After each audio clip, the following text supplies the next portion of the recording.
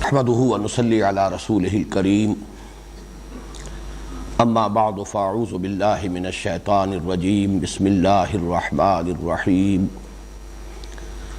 الحمد لله رب العالمين الرحمن الرحيم مالك يوم الدين إياك نعبد وإياك نستعين اهدنا الصراط المستقيم صراط الذين أنعمت عليهم غير المغضوب عليهم ولا الضالين آمين. وقال تبارك وتعالى وَلَقَدْ آتَيْنَا لُقْمَانَ الْحِكْمَةَ أَنِ اشْكُرْ لِلَّهِ وَمَنْ يَشْكُرْ فَإِنَّمَا يَشْكُرُ لِنَفْسِهِ وَمَنْ كَفَرَ فَإِنَّ اللَّهَ غَنِيٌّ حَمِيدٌ. وَإِذْ قَالَ لُقْمَانُ لِابْنِهِ وَهُوَ يَعِظُهُ يَا بُنَيَّ لَا تُشْرِكْ بِاللَّهِ إِنَّ الشِّرْكَ لَظُلْمٌ عَظِيمٌ. صدق اللہ العظیم. رب اشرح لي صدری ویسر لي امری واحلل عقدۃ من لسانی یفقہوا قولی. اللہم ربنا الہمنا رشدنا واعذنا من شرور انفسنا. اللہم ارنا الحق حقا وارزقنا اتباعہ وارنا الباطل باطلا وارزقنا اجتنابہ. اللہم وفقنا لما تحب وترضى آمین یا رب العالمین. کل میں نے اگرچہ تقریباً نصف وقت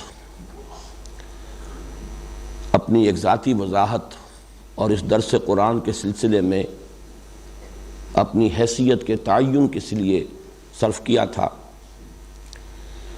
لیکن یہ کہ محسوس ہوا کہ اس میں ابھی دو باتوں کا میں اور اضافہ کر دوں تو مناسب ہوگا. پہلی بات، میں نے جو اپنے فہم قرآن کے 4 سورسز یا اس کے 4 ڈائمنشنز یا 4 سوتے جن سے کہ اس کنویں میں پانی جمع ہوا، میں نے ان کی تفصیل بیان کی تھی تاکہ یہ بات واضح ہو جائے کہ میرے پاس جو بھی کچھ حقیر سا سرمایہ ہے علم و فہم قرآن کا، اس کے حدود 4 کہہ لیجئے یا اس کی ڈائمنشنز کیا ہیں، یا یوں کہیے سر سید احمد خان مرحوم کا ایک مصرع ہے جس میں الفاظ آتے ہیں کہ قرآن کے من دارم ہما گفتار معشوق است قرآن کے من دارم.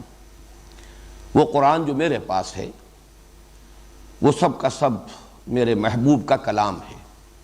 میں اس وقت اس مصرعے کے بارے میں کچھ تفصیلاً عرض نہیں کرنا چاہتا، اس کا صرف جزو ثانی قرآن کے من دارم، وہ قرآن جو میرے پاس ہے. قرآن تو ایک ہی ہے سب کے پاس، وہ صف وہی ہے، اس کے الفاظ وہی ہیں، لیکن یہ کہ فہم کے اور علم کے اعتبار سے مختلف لوگوں میں فرق و تفاوت ہے، زاویہ نگاہ کا فرق ہے، پھر یہ کہ اپنی شعور کی سطح کا فرق ہے، لیول آف کانشسنس سب کا برابر نہیں، مختلف زاویہ نگاہ سے لوگ غور کرتے ہیں، پھر یہ کہ معلومات کا دائرہ سب کا ایک جیسا نہیں. اس اعتبار سے ہر شخص کے پاس اپنا ایک قرآن ہے، یعنی علم و فہم قرآن کا اپنا کچھ اثاثہ ہے، وہ اس کا اپنا سرمایہ ہے. اس کو یوں کہا جا سکتا ہے قرآن کے من دارم، یہ وہ قرآن ہے جو میرے پاس ہے، جو مجھے حاصل ہے. تو اس کے ضمن میں نے وہ 4 سورسز جو ہیں وہ معین کیے، لیکن میں چاہتا ہوں کہ ایک براڈر کانٹیکسٹ بھی آپ کے سامنے رکھ دوں کہ یہ جو 4 سورسز ہیں ان کا تعلق کن کن گوشوں سے ہے. اس ضمن میں صرف یہ تذکرہ کر رہا ہوں کہ 1976 کے دسمبر میں میرا ایک مفصل مضمون شائع ہوا تھا میثاق میں.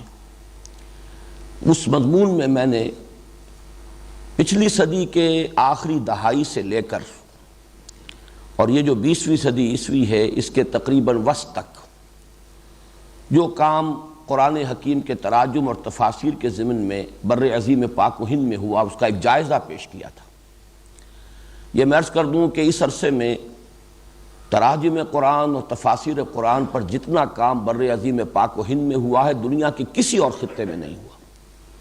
یہ ایک تحریک تھی، اگرچہ اس کے پہلو بہت سے تھے، بہت سی جہتیں تھیں، اس میں بہت سی روئیں ایسی بھی ہیں کہ جو بڑی گمراہی کی طرف نکل گئیں، بعض میں انتہا پسندی اس درجے کی آ گئی کہ وہ مفید سے زیادہ مضر بن گئی، پھر یہ کہ مختلف زاویہ نگاہ جو میں نے عرض کیا ہے وہ ان میں موجود ہیں۔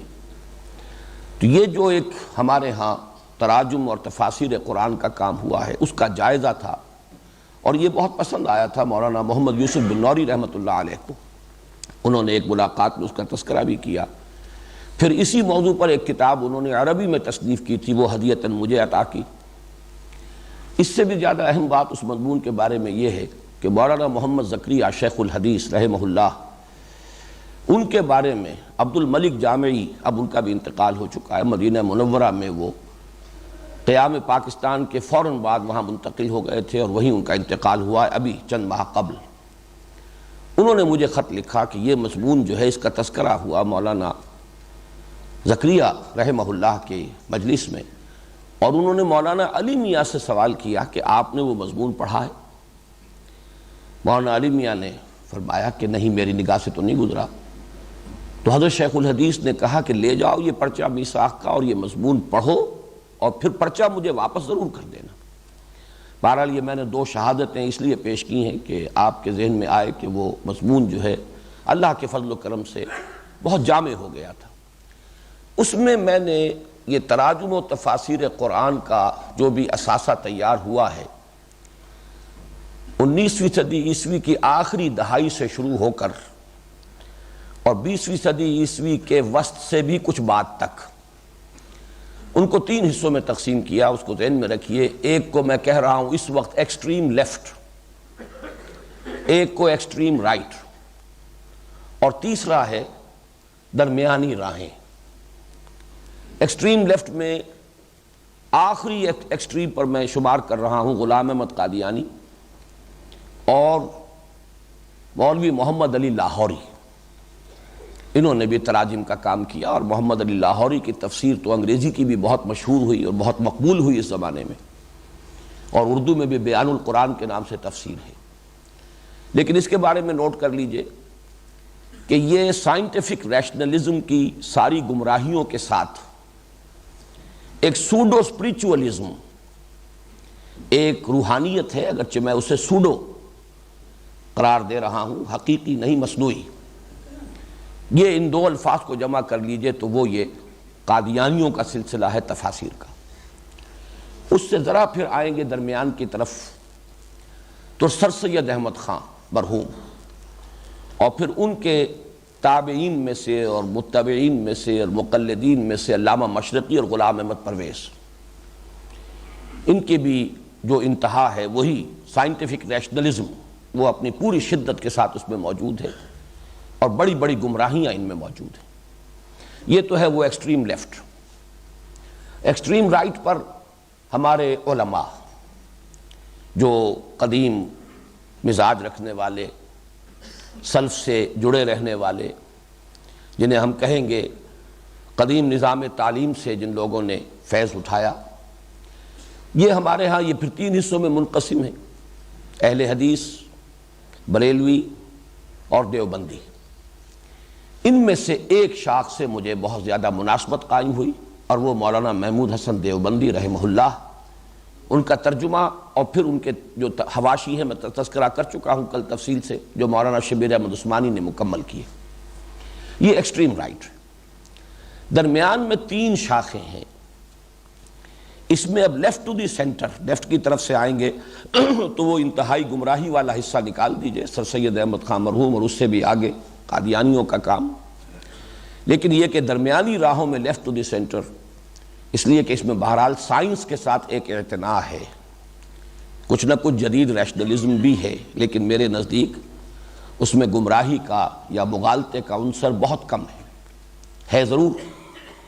ان میں ڈاکٹر اقبال ہیں اور ڈاکٹر رفیع الدین ہیں، اور رائٹ ٹو دی سینٹر یہ مولانا ابوالکلام اور مولانا ابو الاعلیٰ مودودی، انہوں نے بہت حد تک اسلاف کے ساتھ اپنے آپ کو جوڑے رکھا ہے، کہیں کوئی میجر ڈیویشن نہیں ہے، جدید سائنٹیفک ریشنلزم سے بہت حد تک محفوظ رہے ہیں، البتہ تعبیرات ہیں، سائنٹیفک تعبیرات، لیکن یہ کہ اس میں اعتدال ہے، پھر یہ کہ ایک حرکت، ایک تحریک، ایک دعوت، اس کا انداز ہے۔ اور بالکل درمیان میں مولانا فراہی، مولانا اصلاحی، اس لیے کہ ان کا معاملہ جو ہے وہ واقعتاً ایسا ہے کہ انہوں نے قرآن ہی کو اپنا موضوع بنایا ہے۔ کسی اور شے سے دلچسپی مولانا فراہی کو تھی ہی نہیں، نہ سیاست سے، نہ کسی تحریک سے۔ وہ تو بالکل جیسے کہ میں نے کل عرض کیا تھا کہ جیسے کوئی شخص اپنی مائکروسکوپ کے لینس کو فوکس کر لیتا ہے، تو یہ کیفیت ہے در حقیقت مکتب فراہی کی۔ یہ ایک نیا مکتب فکر ہے تفسیر قرآن میں۔ تو یہ ہے اصل میں وہ پورا اسپیکٹرم جو ہے جس میں نے یہ تمام ایکسٹریم لیفٹ سے لے کر ایکسٹریم رائٹ تک، اور درمیان میں یہ تین، اگرچہ یہ اس طرح کے علماء میں سے نہیں ہے کہ جو ہمارے ہاں سکہ بند علماء شمار ہوں، نہ علامہ اقبال، نہ ابوالکلام، نہ مولانا مودودی۔ مولانا فراہی اگرچہ پختہ عالم تھے، لیکن یہ کہ ان کو بھی کوئی ہمارا مکتبہ فکر جو ہے اس طریقے سے اون نہیں کرتا۔ تو یہ تین درمیانی راہیں ہیں۔ بہرحال یہ ہے در حقیقت وہ براڈر کانٹیکسٹ جس میں سے میں نے جب شعور کی آنکھ کھولی ہے تو جس سے میں نے استفادہ کیا، میں اس کی تفصیل جو ہے لکھ چکا ہوں، اور دعوت رجوع القرآن کا منظر اور پس منظر میں جو میں نے آج چند جملوں میں، چند منٹ میں جو مضمون بیان کیا، یہ بھی ایک تفصیل کے ساتھ ہے۔ یہ گمراہ جو شاخیں ہو گئیں وہ کس حد تک پہنچی ہیں، پھر ان کا پس منظر کیا ہے، اور یہ درمیانی راہیں جو ہیں اس کے یہ تین شعبے۔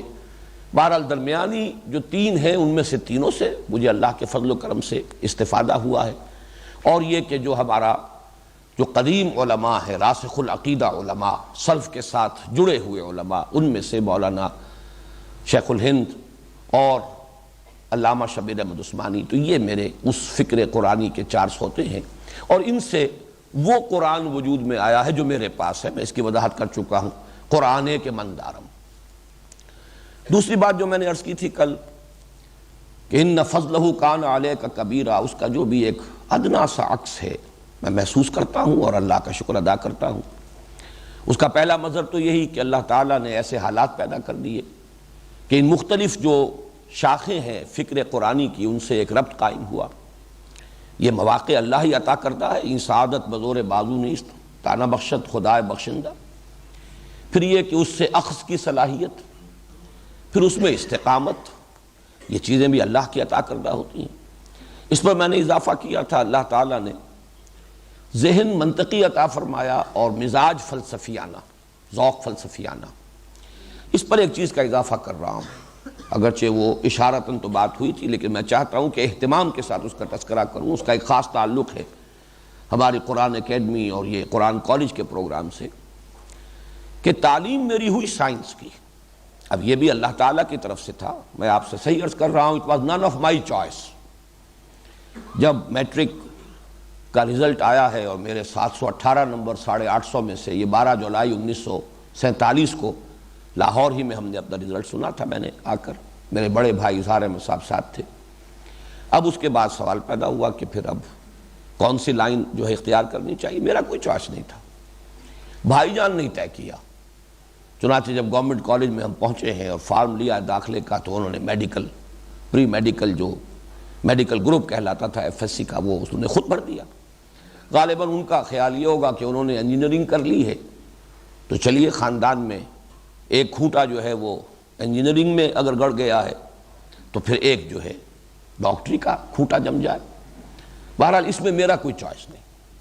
یہ میں سمجھتا ہوں کہ حالات و واقعات کے اعتبار سے کہا جائے گا بڑے بھائی کا فیصلہ ہے، حقیقت کے اعتبار سے اللہ کا فیصلہ ہے۔ اس لیے کہ بعد میں جب بھی میں نے سوچا میرے مزاج کی مناسبت اگر تھی تو یا تو لیگل پروفیشن سے تھی، اور مجھ سے بہت سے لوگوں نے کہا کہ اگر تم وکالت کا پیشہ اختیار کرتے تو بہت کامیاب رہتے، لیکن یہ بات تو دوسروں کی تھی۔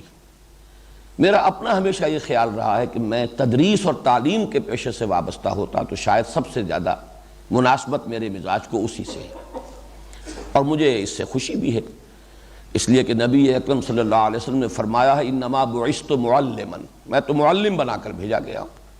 تو گویا کہ یہ تدریس اور تعلیم جو ہے اس کا ایک مناسبت ہے اس کی نبی اکرم صلی اللہ علیہ وسلم کے مزاج کے ساتھ۔ تو میں اس پر بھی اللہ کا شکر ادا کرتا ہوں کہ پھر عرض کروں گا کہ ایک ادنا سا عکس کہ مجھے بھی زیادہ مناسبت جو ہے وہ تدریس اور تعلیم سے ہے، لیکن یہ کہ میڈیکل پروفیشن، جبکہ اللہ کے علم میں تو تھا کہ وہ مجھے پرسو بھی نہیں کرنا، 16 برس میں نے پریکٹس کی لیکن پھر میں نے چھوڑ دیا۔ ویسے ایجوکیشن کے دوران ہی اصل تو میں فیصلہ کر چکا تھا کہ یہ مجھے اس کو ان دی رائٹ ارنسٹ جو کہا جاتا ہے پروفیشن کو اختیار نہیں کرنا ہے۔ اس میں اگرچہ ایک مناسبت مجھے قائم ہو گئی تھی سائیکالوجی سے، اور سائیکولوجیکل میڈیسن کی طرف کچھ رجحان تھا کہ اگر کروں گا تو ڈی پی ایم کروں گا، ڈپلومہ ان سائیکولوجیکل میڈیسن۔ لیکن یہ کہ جس درجے میں میری ایک وابستگی ہو گئی تھی تحریک اسلامی کے ساتھ، اسلامی جمعیت طلبہ کے ساتھ نہایت فعال انداز میں، اور میری زندگی میں ترجیح اول جو ہے اس حرکت اور دعوت اور انقلابی جد و جہد کو قائم ہو چکی تھی اپنے میڈیکل کالج کے دوران ہی، ظاہر بات ہے کہ اس کے ساتھ پھر کسی بھی پروفیشن کے ساتھ اس طرح کی وابستگی نہیں رہتی۔ لیکن بعد میں مجھے یہ احساس ہوا، اور اسی کے لیے میں نے یہ چند منٹ آپ کے لیے ہیں اس موضوع پر، کہ ایف ایس سی میڈیکل جو کرتا ہے ہمارے ہاں ہمارے نظام تعلیم میں، اس کا سائنٹیفک علم کا ایک بیک گراؤنڈ ایسا بن جاتا ہے، مبادیات جو ہیں اس کا بڑا براڈ سپیکٹرم ہوتا ہے، جس کو کہ ڈاکٹر رفیع الدین فرمایا کرتے تھے، science of the dead matter and science of the living matter. یہ در حقیقت دو ہیں دائرے، فزکس کیمسٹری، یہ science of the dead matter. اس میں اور بھی ہے، جیولوجی ہے اور کاسمولوجی ہے اور اسٹرانومی ہے، یہ سب ہوں گے، لیکن یہ کہ فزکس کیمسٹری یہ دو اہم گوشے ہیں science of the dead matter کے، اور زوالوجی اور باٹنی یہ science of the living matter. تو گویا کہ سائنس کا جو میدان ہے اس میں جو لوگ صرف پری انجینئرنگ کرتے ہیں، ان کا جو ذہن کا ایک بیک گراؤنڈ بنتا ہے وہ محدود رہتا ہے، انہیں حیاتیات کے ساتھ کوئی مناسبت ذہنی قائم نہیں ہوتی۔ حیات کیا ہے، اس کے لوازم کیا ہیں، اس کے فینومینا کیا ہیں، یہ خود اپنی جگہ پر ایک فہم انسانی کا ایک بہت بڑا اور بہت اہم باب ہے۔ اس اعتبار سے ایف ایس سی میڈیکل جو میں نے کیا، اور بہرحال میں طالب علمی کے دور میں اچھے طلباء میں شمار تھا، نتیجہ یہ ہوا ہے کہ یہ جو مبادی ہیں سائنس کے، اس کا تانا بانا جو ہے وہ ذہن کے اندر بن گیا، اور میں یہ سمجھتا ہوں کہ یہ بھی اللہ تعالیٰ کا بہت بڑا فضل ہے کہ اسی سے پھر وہ براڈ سپیکٹرم بنا ہے خود میرے اپنے ذہنی پس منظر کا۔ اور اس کا تذکرہ میں اس لیے کر رہا ہوں کہ قرآن کالج کے لیے بھی میری سب سے بڑی خواہش یہ ہوتی ہے کہ جن طلباء نے ایف ایس سی میڈیکل کر لیا ہو وہ ہمارے کالج میں آ کر داخلہ لیں۔ 3 سال میں ہم انہیں پھر بی اے کراتے ہیں کہ سائنس کا یہ صغرا کبرا ان کے ذہنوں میں بن چکا ہو۔ پھر ظاہر بات ہے کہ ایک تو وہ ہے کہ جو بہت ہی بمشکل پاس ہوئے ہوں، انہوں نے پڑھ تو لیا ہوتا ہے لیکن اس طریقے سے شعور تو نہیں ہوتا، لیکن اللہ تعالیٰ اگر ایسے نوجوانوں کو جنہوں نے اچھے نمبروں کے ساتھ اور امتیازی حیثیت سے ایف ایس سی میڈیکل کیا ہو، اور اب ویسے بھی میڈیکل پروفیشن جو ہے بہت ہی کنجسٹڈ ہو چکا ہے، کمپٹیشن بہت انتہا درجے کو پہنچ چکا ہے، بہت سے لوگ ایم بی بی ایس کر کے بھی پھر اس پروفیشن کو تج رہے ہیں اور دوسرے کچھ اور پیشے اختیار کر رہے ہیں۔ تو اگر آپ کے عزیزوں میں سے، آپ کے جاننے والوں میں سے، ان نوجوانوں میں سے کہ جو ایف ایس سی میڈیکل کر رہے ہوں اور امتیازی حیثیت سے کر کے پھر وہ اپنا ٹارگٹ بنائیں، اپنا موٹو بنائیں، خیرکم من تعلم القرآن وعلمہ، اس کے لیے اپنی زندگی کو وقف کریں، تو یہ گویا کہ وہ جو میں نے کل عرض کیے تھے کہ 6 لیول سامنے ہیں، تخلیقی کام، تحقیقی کام، پھر تدریسی یا تفسیری کام، پھر یہ تبلیغ اور تبیین، تو ان کے لیے سب سے زیادہ جو موزوں نوجوان اس دور میں ہیں وہ ہوں گے کہ جنہوں نے ایف ایس سی میڈیکل کیا ہو، پری میڈیکل کے ساتھ ایف ایس سی کیا ہو، تاکہ ان کا یہ سائنٹیفک جو علم ہے اس کا سپیکٹرم خاصا براڈ ہو، اور اس کے ساتھ پھر اب اس وہ پیالہ اور ظرف جو ان چیزوں سے وجود میں آیا ہو، اس میں وہ علم قرآن اور فہم قرآن کو ڈھیلنے کی کوشش کریں۔ تو یہ گویا کہ اس دور کے تبیین قرآن کا حق ادا کرنے کا میں یہ سمجھتا ہوں کہ بہترین یہ معاملہ ہوگا۔ تو میں نے اس لیے آج ذرا وقت لیا ہے کہ یہ کام جو بھی ہم کر رہے ہیں اس کے ساتھ بھی آپ حضرات کی ایک مناسبت قائم ہو، اور یہ کہ آپ بھی تلاش میں رہیں، وہ نوجوان جو ذہین ہوں اور وہ پھر اپنے آپ کو اس کام کے لیے وقف کرنے کا ارادہ کر لیں، اور خاص طور پر وہ جنہوں نے F S C pre medical کیا ہو۔ اب آئیے آج ہم آگے بڑھ رہے ہیں۔ کل ہم نے سورہ فاتحہ سے متعلق جو تمہیدی اور ابتدائی مباحث تھے 5 عنوانات سے تو مکمل کر لیے تھے۔ قرآن حکیم کی پہلی سورت ہے سورہ فاتحہ، مصحف کی بھی پہلی، اور ترتیب نزولی میں بھی سب سے پہلی مکمل سورت جو حضور پر نازل ہوئی وہ سورہ فاتحہ ہے۔ اس کے نام بہت سے ہیں اور بڑے بڑے اہم نام جو ہے میں کل گنوا چکا ہوں۔ فضیلت پر ایک تو ہم نے پوری حدیث پڑھی جس میں نبی اکرم صلی اللہ علیہ وسلم نے وضاحت کے ساتھ فرمایا کہ اس کی نظیر اور اس کی مثل کبھی کوئی صورت نازل نہیں ہوئی، نہ تورات میں، نہ انجیل میں، نہ زبور میں، نہ خود قرآن میں۔ بے مثل بے نظیر صورت ہے۔ اور بھی دوسری کچھ روایات تھیں جو میں نے آپ کو سنائی۔ پھر چوتھی بحث یہ تھی کہ یہ نماز کا جزو لازم ہے، اس سے کوئی بڑا فرق واقع نہیں ہوتا۔ جب بھی کوئی شخص اکیلا نماز پڑھے گا، چاہے وہ حنفی ہو، مالکی ہو، شافعی ہو، حنبلی ہو، اہل حدیث ہو، جب تنہا نماز پڑھے گا تو ظاہر بات ہے ہر رکعت میں سورہ فاتحہ کو پڑھے گا لازماً۔ تو اس حدیث پر اس درجے میں تو عمل متفق علیہ، سب کے نزدیک لازمی۔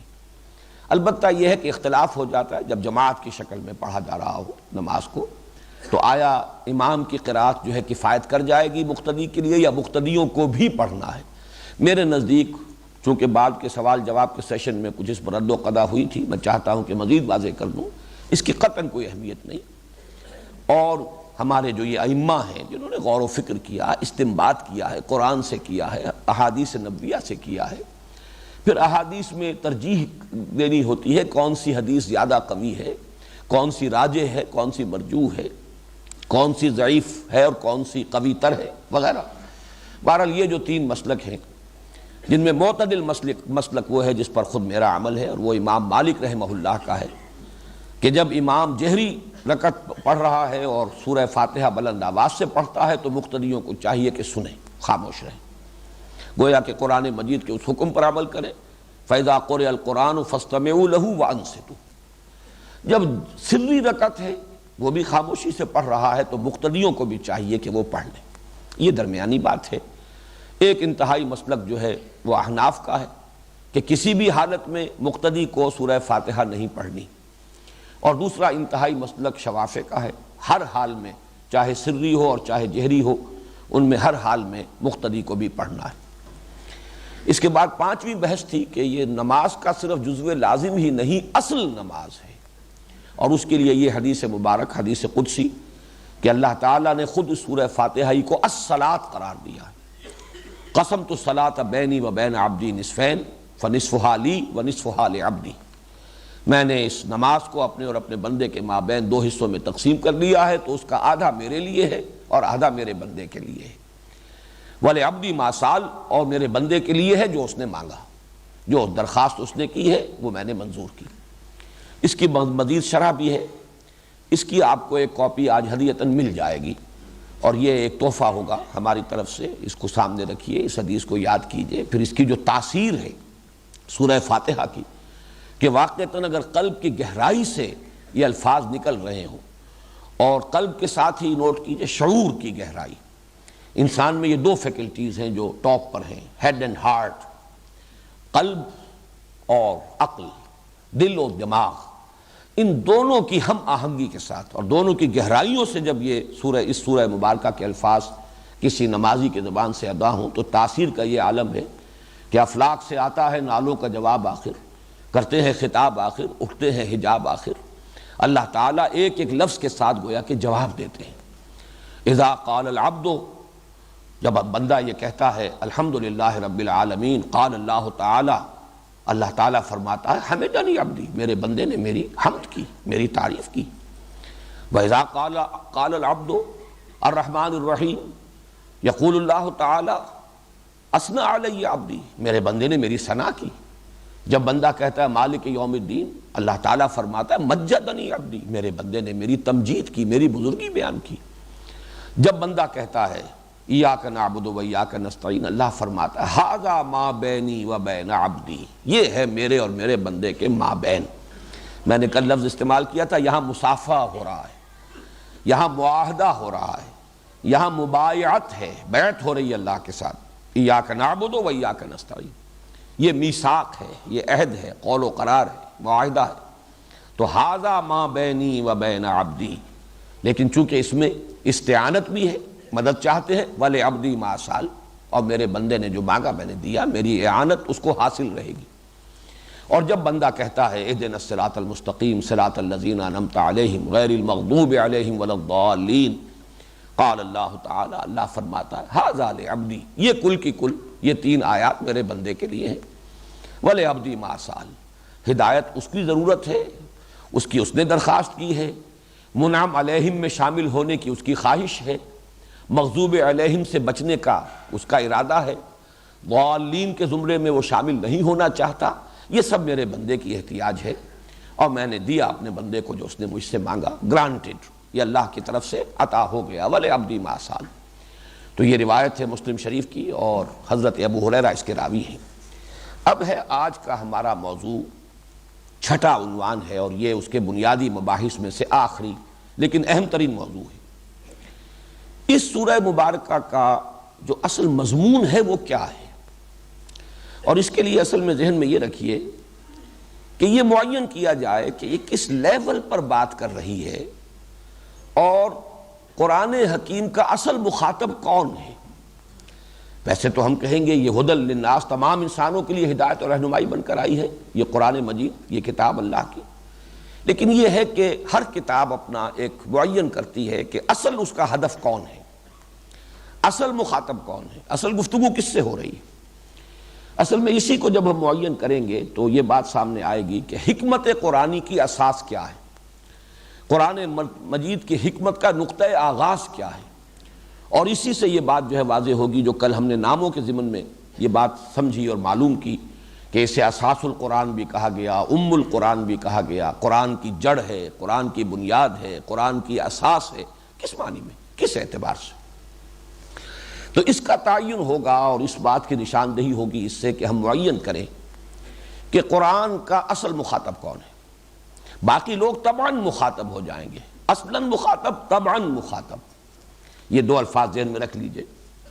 تو میں وہ چند الفاظ میں پہلے معین کر دوں، قرآن کے اصل مخاطب وہ سلیم الفطرت اور سلیم العقل انسان ہے جو حقیقت کا اجمالی ادراک از خود کر لیتے ہیں، لیکن پھر عملی ہدایت کے طالب ہوتے ہیں۔ اب یہاں ہدایت کو 2 حصوں میں تقسیم کر لیجئے، ایک نظری ہدایت ہے، آپ کہہ سکتے ہیں سمجھانے کے لیے فلسفیانہ ہدایت، یہ کائنات کیا ہے، اس کی حقیقت کیا ہے، یہ خود بخود بنی ہے یا کسی نے بنائی ہے، جو کچھ ظواہر اور مظاہر ہیں بس یہی کچھ ہے، یا ان مظاہر کے پیچھے کوئی اور حقیقت کبریٰ ہے جو چھپی ہوئی ہے۔ پھر یہ کہ ہماری زندگی کی حقیقت کیا ہے، خیر اور شر کوئی مستقل چیزیں ہیں یا صرف only thinking makes it so والی بات ہے، nothing is good or bad, only thinking makes it so، یا یہ کہ واقعتاً خیر اور شر مستقل کوئی اقدار ہیں۔ پھر اگر اقدار ہیں خیر اور شر تو پھر ان کا نتیجہ کوئی نکلے گا، کہاں نکلے گا؟ اس دنیا میں تو بظاہر الٹے نتیجے بھی نکلتے نظر آتے ہیں، خیر کا نتیجہ لازماً خیر نکلتا شاذ ہی نظر آتا ہے کہیں، بلکہ یہ کہ لینے کے دینے پڑ جاتے ہیں۔ آپ بھلائی کیجئے تو ضروری نہیں کہ آپ کے ساتھ بھلائی ہو، آپ کے ساتھ ہو سکتا ہے کہ برائی ہو، بلکہ یہ کہ دنیا کا عام جو مشاہدہ وہ تو یہی ہے کہ گندم از گندم بے روید جو سے جو والا معاملہ نہیں۔ اس اعتبار سے حقیقت ہے کیا، یہ جو ایمان کا اصل موضوع ہے، جس پر کہ 5 میں نے لیکچرز دیے تھے اسی سال حقیقت ایمان کے عنوان سے، تو یہ ہے اصل میں وہ ہدایت نظری۔ قرآن مجید کا موقف یہ ہے کہ یہ ہدایت نظری یا ہدایت فکری یا یہ علم حقیقت فطرت انسانی میں ودیت شدہ موجود ہے، اس کے لیے انسان خارج سے کسی مدد کا محتاج نہیں ہے۔ یہ بات ذرا نوٹ کر لیجئے، میں بہت زور دے کر کہہ رہا ہوں، یہ ہدایت فطرت میں ہے، ودیت شدہ ہے، انسان کو اللہ نے دنیا میں بھیجا ہے، یہ ہدایت دے کر بھیجا ہے، یہ اس کی فطرت میں، اور اس کو صحیح معین کیجئے تو روح انسانی میں یہ جملہ حقائق موجود ہیں، یہ پوری معرفت، یہ پورا فہم، یہ پورا علم موجود ہے۔ البتہ پھر اس کی ایکسفولیشن ہوتی ہے، اور ایکسفولیشن ہوگی کہ صحیح الفطرت یا سلیم الفطرت انسان اگر ساتھ ہی صحیح العقل بھی ہو اور سلیم العقل بھی ہو تو جب وہ غور و فکر کے مراحل طے کرتا ہے تو ان حقائق تک خود اس کی رسائی ہو جاتی ہے۔ یہ ہے در حقیقت وہ بات جس کو میں ذرا تھوڑا سا مزید وضاحت کے ساتھ سمجھانا چاہوں گا۔ میں نے دو الفاظ استعمال کیے ہیں، فطرت اور عقل، اور پھر دو ہی الفاظ مزید، صحیح الفطرت صحیح العقل، یا سلیم الفطرت سلیم العقل۔ سلیم کا لفظ بھی عربی زبان میں آتا ہے سلامتی، سالم، کوئی چیز سالم ہے، ٹوٹی نہیں ہے، اور صحیح ہے۔ سلیم اس کو بھی کہتے ہیں کہ کوئی اس پر حملہ آور نہ ہو گیا ہو، کوئی اور شے اس کے اوپر غالب نہ ہو گئی ہو، محفوظ ہو۔ تو فطرت اپنی اصلیت پر اگر محفوظ ہے، برقرار ہے، سلیم ہے، صحیح ہے، اور عقل اگر اس پر کوئی حجابات طاری نہیں ہو گئے، اگر اس پر خواہشات شہوات کے پردے نہیں پڑ گئے، اگر اس پر عصبیت کی پٹیاں نہیں بن گئیں، تو وہ عقل جو ہے وہ عقل ہے عقل سلیم اور عقل صحیح۔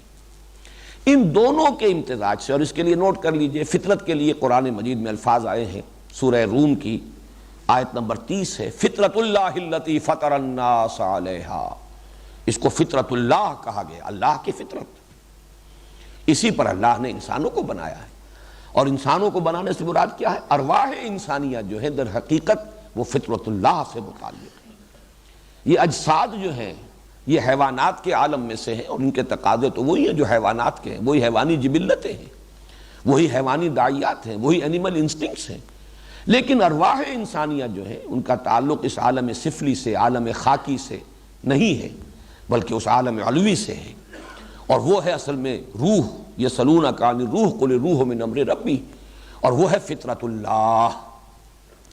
اسی طرح حدیث میں بھی لفظ آیا ہے، حضور نے فرمایا کل مولود یولد علی الفطرہ فابواہ یہودانہ او یمجسانہ او ینصرانہ۔ ہر بچہ نسل انسانی کا جو پیدا ہوتا ہے وہ فطرت پہ پیدا ہوتا ہے۔ اب اگر یہ فطرت سالم رہے، سلیم رہے، تو وہ مسلمان ہی ہوگا، مومن ہی ہوگا۔ لیکن یہ اس کے والدین ہیں جو اسے یہودی یا مجوسی یا نصرانی بنا لیتے ہیں۔ یعنی یہ اضافی اثرات ہیں، یہ پردے پڑتے ہیں ماحول کے، تعلیم کے۔ اس کی وجہ سے کوئی شخص یہودی بن گیا، کوئی ہندو بن گیا، کوئی مجوسی بن گیا، کوئی نصرانی بن گیا، لیکن پیدائشی طور پر ہر بچہ فطرت اسلام، فطرت سلیم لے کر آتا ہے۔ اسی کے لیے قرآن مجید میں لفظ قلب بھی آیا ہے، الا من اتى اللہ بقلب سلیم، جو اللہ کی طرف بڑھتا ہے، متوجہ ہوتا ہے قلب سلیم کے ساتھ۔ اور سورہ صافات کی آیت نمبر 84 میں فرمایا حضرت ابراہیم کے بارے میں، اذ جاء ربہ بقلب سلیم، وہ قلب سلیم کے ساتھ اپنے رب کی طرف متوجہ ہوا۔ یہ میں نے قرآن مجید سے 3 شواہد، ایک تو یہ کہ فطرت اللہ، قلب سلیم، اور حدیث سے کل مولود یولد علی الفطرہ، یہ ہے در حقیقت فطرت صحیح، فطرت سلیم۔ عقل جو ہے اللہ تعالیٰ نے بہت بڑی شے انسان کو دی ہے، اس میں کوئی شک نہیں۔ اس عقل کے بارے میں اگرچہ ہمارے ہاں بہت سی جو ہے صوفی مزاج بزرگ جو ہیں اس کی نفی کرنے پر جب آتے ہیں تو انتہا پسندی کا شکار وہ بھی ہو جاتے ہیں، ہر طرف جو ہے آپ کو نظر آئے گا ایکسٹریمزم۔ لیکن بڑی اس کے اندر جو معتدل اور درمیانی بات ہے وہ یہ ہے کہ عقل بہت بڑی شے ہے، لیکن محض عقل جو ہے انسان کو کفایت نہیں کرتی۔ کہاں کفایت نہیں کرتی وہ میں بعد میں بیان کروں گا، لیکن یہ کہ اس کو یہ نہیں سمجھنا چاہیے کہ یہ انسان کی رہنمائی کرتی ہی نہیں۔ یقیناً انسان کی رہنمائی کرتی ہے، لیکن اس کی کچھ لیمیٹیشنز ہیں، اس کی کچھ حدود ہیں، ان حدود سے آگے وہ نہیں بڑھ سکے گی۔ لیکن وہ جو لمٹس ہیں وہ خود بہت عظیم ہیں، ان کی حد تک بھی عقل جو ہے انسان کی، جیسے کہ وہ اقبال کا مصرع مجھے یاد آیا، غالب کے بارے میں کہا ہے کہ فکر انسان پر تیری ہستی سے یہ روشن ہوا ہے پرے مرغ تخیل کی رسائی تا کجا۔ تو عقل انسانی کی رسائی بھی بہت دور تک ہے، بشرطے کہ اس پر خواہشات، شہوات، جذبات اور تعصبات کے پردے نہ پڑ جائیں۔ تعصب ہے، ضد ہے، ہٹ درمی ہے، کسی کی بات کسی صورت ماننی ہی نہیں ہے، ہر صورت میں اس کی تو مخالفت کرنی ہی ہے، عناد ہے، دشمنی ہے، شقاق جسے کہا گیا ہے، فَإِنَّمَا هُمْ فِي شِقَاقٍ، زدم زدہ میں، وہ دوسری بات ہے۔ تو اس کی فیکلٹی جو ہے ریزننگ کی وہ کلاؤڈ ہو جائے گی، اس کے اوپر غبار آ جائے گا، وہ صحیح رخ پر رہنمائی نہیں کرے گی۔ لیکن اگر شہوات و جذبات و خواہشات و تعصبات سے آزاد ہو تو عقل انسان کو بہت دور تک لے جاتی ہے۔ اب آپ نوٹ کیجئے کہ فطرت سلیم کے یا فطرت سلیمہ کے مظاہر کیا ہیں۔ یہ میں چاہتا ہوں کہ یہ بات ذرا خاصی تفصیل کے ساتھ عرض کر دوں، اس لیے کہ ہمارے درس قرآن میں پھر یہ مضامین بار بار آئیں گے، صرف حوالہ کافی ہوگا انشاءاللہ۔ اس کے دو مظہر ہیں۔ فطرت اگر سلامتی پر، صحت پر برقرار ہے، یا اگر کہا جائے اگر وہ پرورٹ نہیں ہوئی ہے، اس کے اندر فساد پیدا نہیں ہوا ہے، صحیح ہے، سلیم ہے، تو دو چیزیں ہوں گی موجود۔ ایک ہے جذبہ شکر اور جذبہ رحم۔ یہ در حقیقت ایک ہی کیفیت کے دو رخ ہیں۔ شکر کیا ہے؟ کہ اگر آپ کے ساتھ کوئی بھلائی کرے، آپ کی کوئی ضرورت پوری کرے، آپ کی تکلیف میں آپ کی کوئی مدد کرے، تو ایک خاص رد عمل طبیعت کے اندر ابھرنا چاہیے، جسے ہم تشکر کہتے ہیں۔ احسان مندی کے جذبات قلب میں ابھرنے چاہیے۔ اگر نہیں ابھرتے، بے حس ہو گیا انسان، منعم اور محسن کے لیے یہ جذبات تشکر اس کی فطرت سے، اس کے قلب کی گہرائیوں سے یہ چشمہ نہیں ابلتا، تو معلومہ سوتا خشک ہو چکا، فطرت پرورٹ ہو چکی۔ اسی کا دوسرا رخ ہے رحم۔ دوسرے کو تکلیف میں دیکھ کر، دوسرے کو احتیاج کی کیفیت میں۔ شکر ہوتا ہے جب آپ کی تکلیف میں کسی نے آپ کی مدد کی، آپ کی کوئی احتیاج کسی نے پوری کی، آپ کو کوئی انعام دیا، آپ پر کوئی احسان فرمایا، تو اس کے جذبے، اس کے بدلے میں، اس کے جواب میں شکر پیدا ہوگا۔ لیکن آپ نے کسی کو دیکھا تکلیف میں، احتیاج میں، مصیبت میں، اور آپ اگر اس کی صلاحیت رکھتے ہو، وسعت رکھتے ہو کہ اس کی مدد کر سکیں، تو اب آپ اس کی طرف متوجہ ہوئے، مدد کرنے کے لیے ایک جذبہ آپ کے اندر ابھرا۔ یہ رحم ہے۔ یہ دو جذبات در حقیقت ایک ہی تصویر کے دو رخ ہیں، اور یہ فطرت کی صحت و سلامتی کی شرط اول ہے۔ یہ ہے تو فطرت صحیح ہے، اور اگر یہ نہیں ہے تو فطرت مر چکی، فطرت پرورٹ ہو چکی، اس میں فساد پیدا ہو چکا۔ دوسری شے لازمی ہے اخلاقی حس، نیکی اور بدی کا امتیاز اور شعور۔ یہ نیکی ہے، یہ بدی ہے، یہ خیر ہے، یہ شر ہے۔ یہ بھی قرآن کہتا ہے کہ نفس انسانی میں ودیت شدہ چیز ہے یہ، فَأَلْهَمَهَا فُجُورَهَا وَتَقْوَاهَا۔ انسان محتاج نہیں کہ اسے بتایا جائے کہ سچ بولنا اچھا ہے، جھوٹ بولنا برا ہے۔ انسان کے لیے یہ ضروری نہیں ہے کہ کوئی اسے بتائے کہ وعدہ پورا کرنا، وفا کرنا یہ خیر ہے، اور وعدہ خلافی کرنا یہ شر ہے۔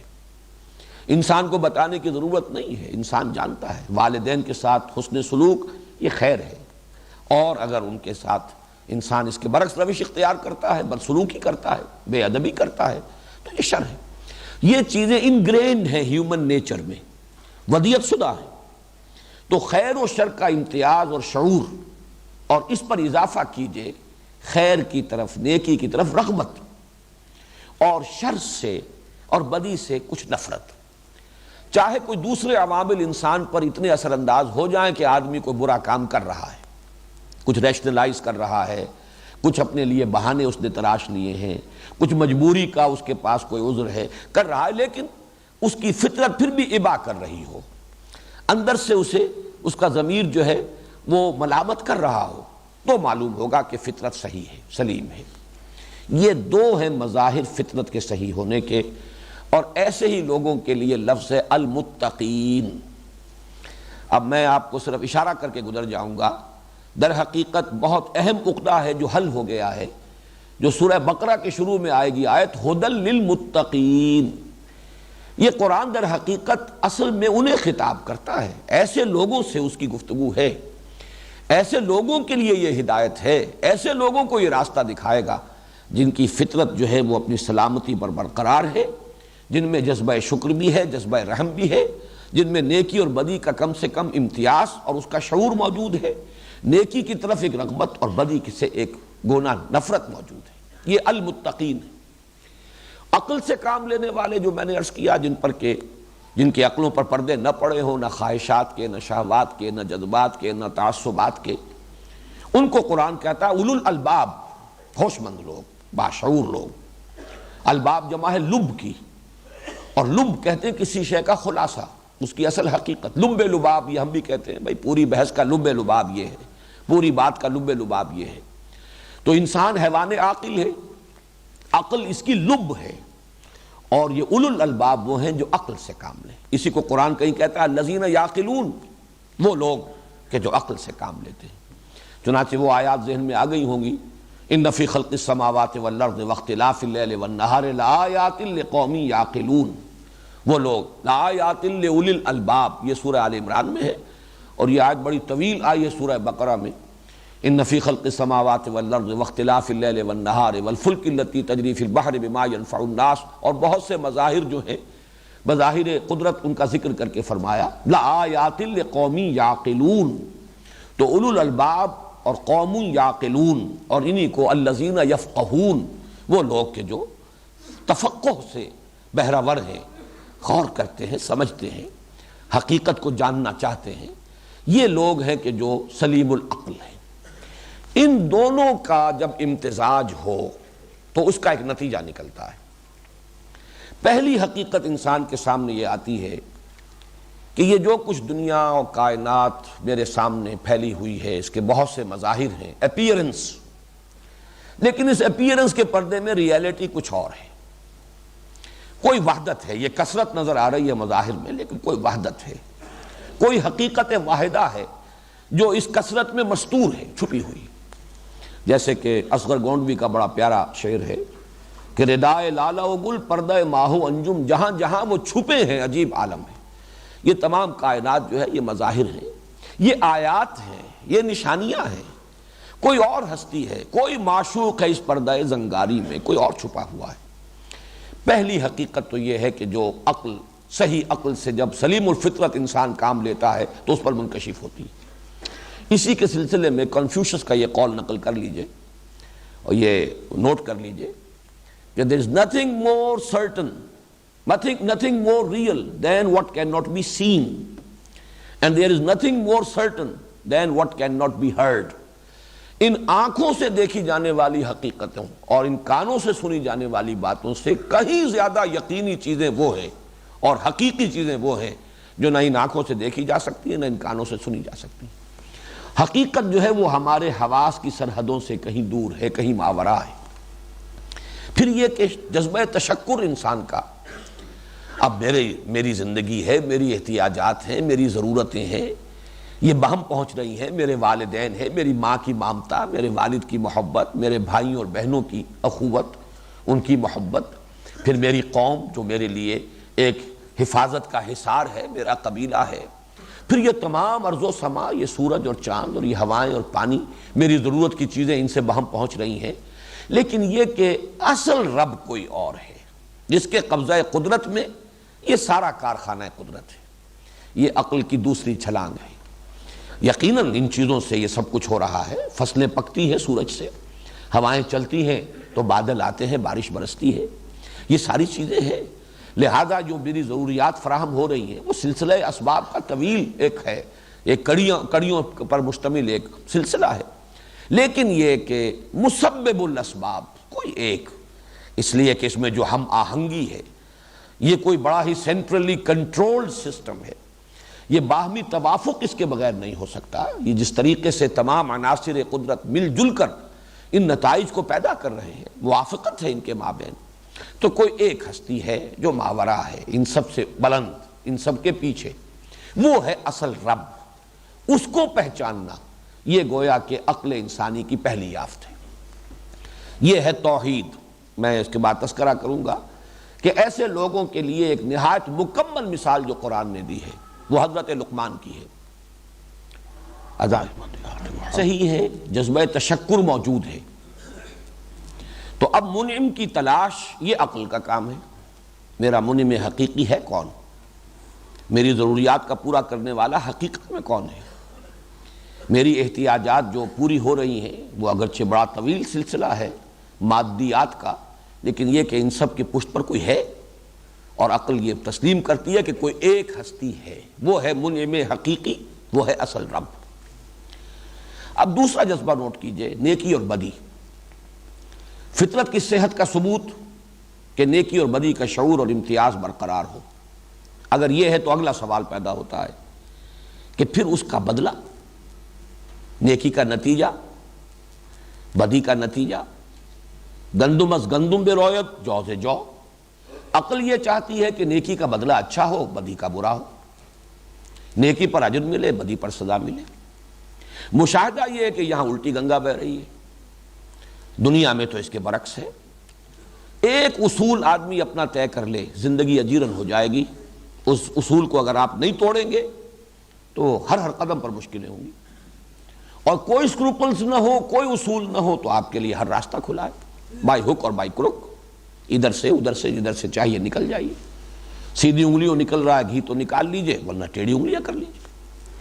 معلوم یہ ہوا کہ اگر نیکی نیکی ہے اور وہ حقیقتاً نیکی ہے، واقعتاً کوئی ایک قدر ہے، وہ صرف ہمارا سراب نہیں ہے، ہمارا سوچنا ہی نہیں ہے، بلکہ واقعہ ہے. اور اگر بدی بدی ہے اور واقعتاً ہے اور حقیقتاً ہے، اور عقل یہ چاہتی ہے کہ نیکی کا بدلہ بھلا، اجر ثواب، اور بدی کا بدلہ برا، سزا، عذاب، لیکن دنیا میں مشاہدہ اس کے برعکس ہو رہا ہے. یا یہ کہ کم سے کم وہ جو صحیح نتیجہ نکلنا چاہیے وہ نہیں نکل رہا. یہ ہے وہ شے کہ جو اب اس صاحب عقل اور صاحب سلیم الفطرت انسان کو یہاں تک پہنچائے گا کہ یہ عالم ناقص ہے، حیات دنیاوی ناقص ہے. ایک اور عالم، ایک اور زندگی لازم ہے کہ ہو، جس میں مجازات کا قانون پورے طور پر بروئے کار آئے، بدلہ ملے، بھلائی کا بھلا بدلہ ملے اور برائی کی بری سزا ملے، اور بھرپور ملے. اس کے اپنے نوامیس ہوں گے، اس کے اپنے قوانین ہوں گے، جن میں کہ بھلائی کا بدلہ بھی پورا پورا ظاہر ہو سکے اور برائی کی سزا بھی پوری پوری مل سکے. اس لیے کہ اس دنیا میں تو ہم دیکھتے ہیں کہ ہٹلر جیسے لوگ، چنگیز خان جیسے لوگ لاکھوں کروڑوں انسانوں کی ہلاکت کا جو سبب بن گئے، انہیں کیا سزا دی جا سکتی تھی؟ وہ تو ہٹلر نے ایک اپنی انگلی کی ذرا سی حرکت سے ٹریگر دبایا ہے اور ختم ہو گیا. سزا کیا ملی اسے؟ اس کا تو اگر سکیلپل لے کر اور فورسپس لے کر ایک ایک ریشہ علیحدہ کیا جاتا اس کے وجود کا، تب بھی اس کے جرائم کی سزا تو اسے نہ مل سکتی. تو کوئی اور عالم ہونا چاہیے کہ جس میں بھرپور سزا ملے. اور جیسے کہ میں اب تعرف الاشیاء بازدادہا کے حوالے سے عرض کر رہا ہوں، حضور صلی اللہ علیہ وسلم سے جو خیر دنیا میں پھیلا اور پھیل رہا ہے اور تا قیامت پھیلے گا، اس کا بدلہ آپ کو کیسے دیا جا سکتا ہے؟ کوئی عالم ایسا ہو جس کی اپنی ڈائمنشنز علیحدہ ہی ہو، جو غیر محدود ہو، ابدی ہو، وہیں وہ بدلہ جو ہے ظاہر ہو سکتا ہے. اس سے یہ دوسری حقیقت جو ہے، ایک دوسرا عالم، ایک دوسری زندگی، قانون مجازات جس کے اندر پورا پورا بھرپور طور پر ظاہر ہو سکے، یہ دوسرا نتیجہ ہے. ایک سلیم الفطرت انسان اپنی عقل سلیم کی رہنمائی میں سفر کر رہا ہے. تیسرا منطقی نتیجہ کہ اگر ایسا ہے، کوئی ہستی ہے، ایک ہستی ہے، ایک ذات ہے، وہی ہے پالنہار، وہی پروردگار، وہی مسبب الاسباب، اور ایک عالم ہے، دوسرا زندگی ہے جس میں بدلہ مل کر رہے گا، تو پھر اب منطقی تقاضا یہ ہے کہ انسان اسی ہستی سے لو لگائے، اسی کا ہو کر جیے. ان صلاتی و نسکی و محیایا و مماتی للہ رب العالمین، اسی کا ہو کر رہ جائے، اسی سے لو لگائے، اسی سے محبت کرے، اسی کا کہنا مانے، اسی کے حکم پر چلے. یہ ساری کیفیت جو ہے یہ اس کا منطقی تقاضا ہے، لازمی تقاضا ہے. یہ تین موٹے موٹے نتیجے اپنے ذہن میں قائم کر لیجئے کہ سلیم الفطرت انسان، کوئی کتاب اس نے آسمانی نہ پڑھی ہو، کسی نبی کی دعوت اس تک نہ پہنچی ہو، یہ جو کچھ فطرت میں ودیت کیا ہوا ہے اس کے اللہ نے، اس کی روشنی میں عقل انسانی جب سفر کرے گی تو یہاں تک تو انسان خود پہنچ جائے گا. البتہ آگے اب اسے محسوس ہوگا، عقل ہی یہ بتائے گی کہ عملی اعتبار سے کیا کروں کیا نہ کروں، انفرادی زندگی میں بھی، اجتماعیت زندگی میں خاص طور پر. اعتدال کا راستہ، قدم قدم پر دو راہیں ہیں، تراہیں ہیں، چوراہے ہیں. ذرا سا غلط رخ مڑ جائے انسان تو وہ جو شعر ہے کہ رفتم کے خار از پاکشم محمل نہا شد از نظر، یک لحظہ غافل گشتم و صد سالہ راہم دور شد. ایک غلط موڑ جو ہے کہیں سے کہیں لے جائے گا. لہذا زندگی کے عملی راستوں میں سیدھا راستہ، معتدل راستہ، صراط السوی، صراط المستقیم، معتدل کہتے ہیں کہ جو سوی خط استوا ہے کہ جو ہمارے اس کرۂ ارضی کو برابر دو حصوں میں تقسیم کرتا ہے، اس کے عین بیچوں بیچ گزر رہا ہے، معتدل، درمیانی، اور صراط مستقیم سیدھا راستہ۔ یہ ہے وہ بات کہ جہاں آ کر انسان خود عقل انسانی جو ہے وہ یہ ماننے پر مجبور ہے کہ مجھے اس کے ضمن میں رہنمائی درکار ہے، کیا کروں کیا نہ کروں۔ بہت کچھ انسان کی اپنی جو اخلاقی حص ہے اسے بتا دے گی، لیکن بڑے بڑے باریک مسائل، بڑی بڑی الجھنیں، بڑے بڑے ڈائلیماز ہیں، عقدہائے لا ینحل ہیں۔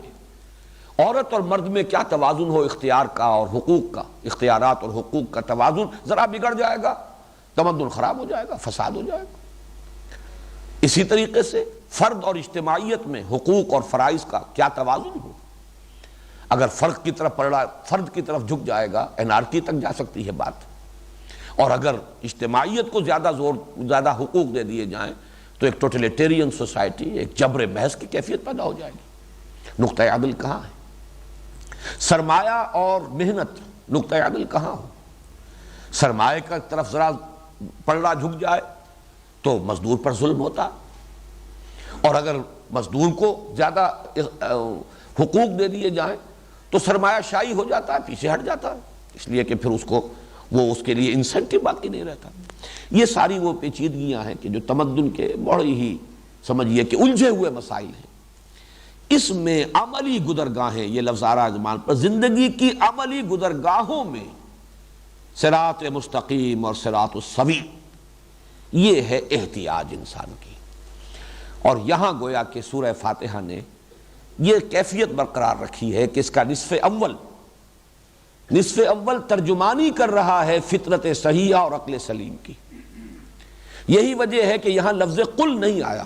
میں نے کل آپ سے عرض کیا تھا کہ معوذتین سے اگر اس کا تقابل کریں گے، وہاں قل آیا، قل اعوذ برب الفلق، قل اعوذ برب الناس۔ یہ بھی ایک دعا ہے، یہ تو ہم کل سمجھ چکے اچھی طرح سے، بلکہ اصل دعا یہی ہے، جامع ترین دعا یہی ہے، نماز کا جزو لازم یہی ہے، اصل نماز یہی ہے۔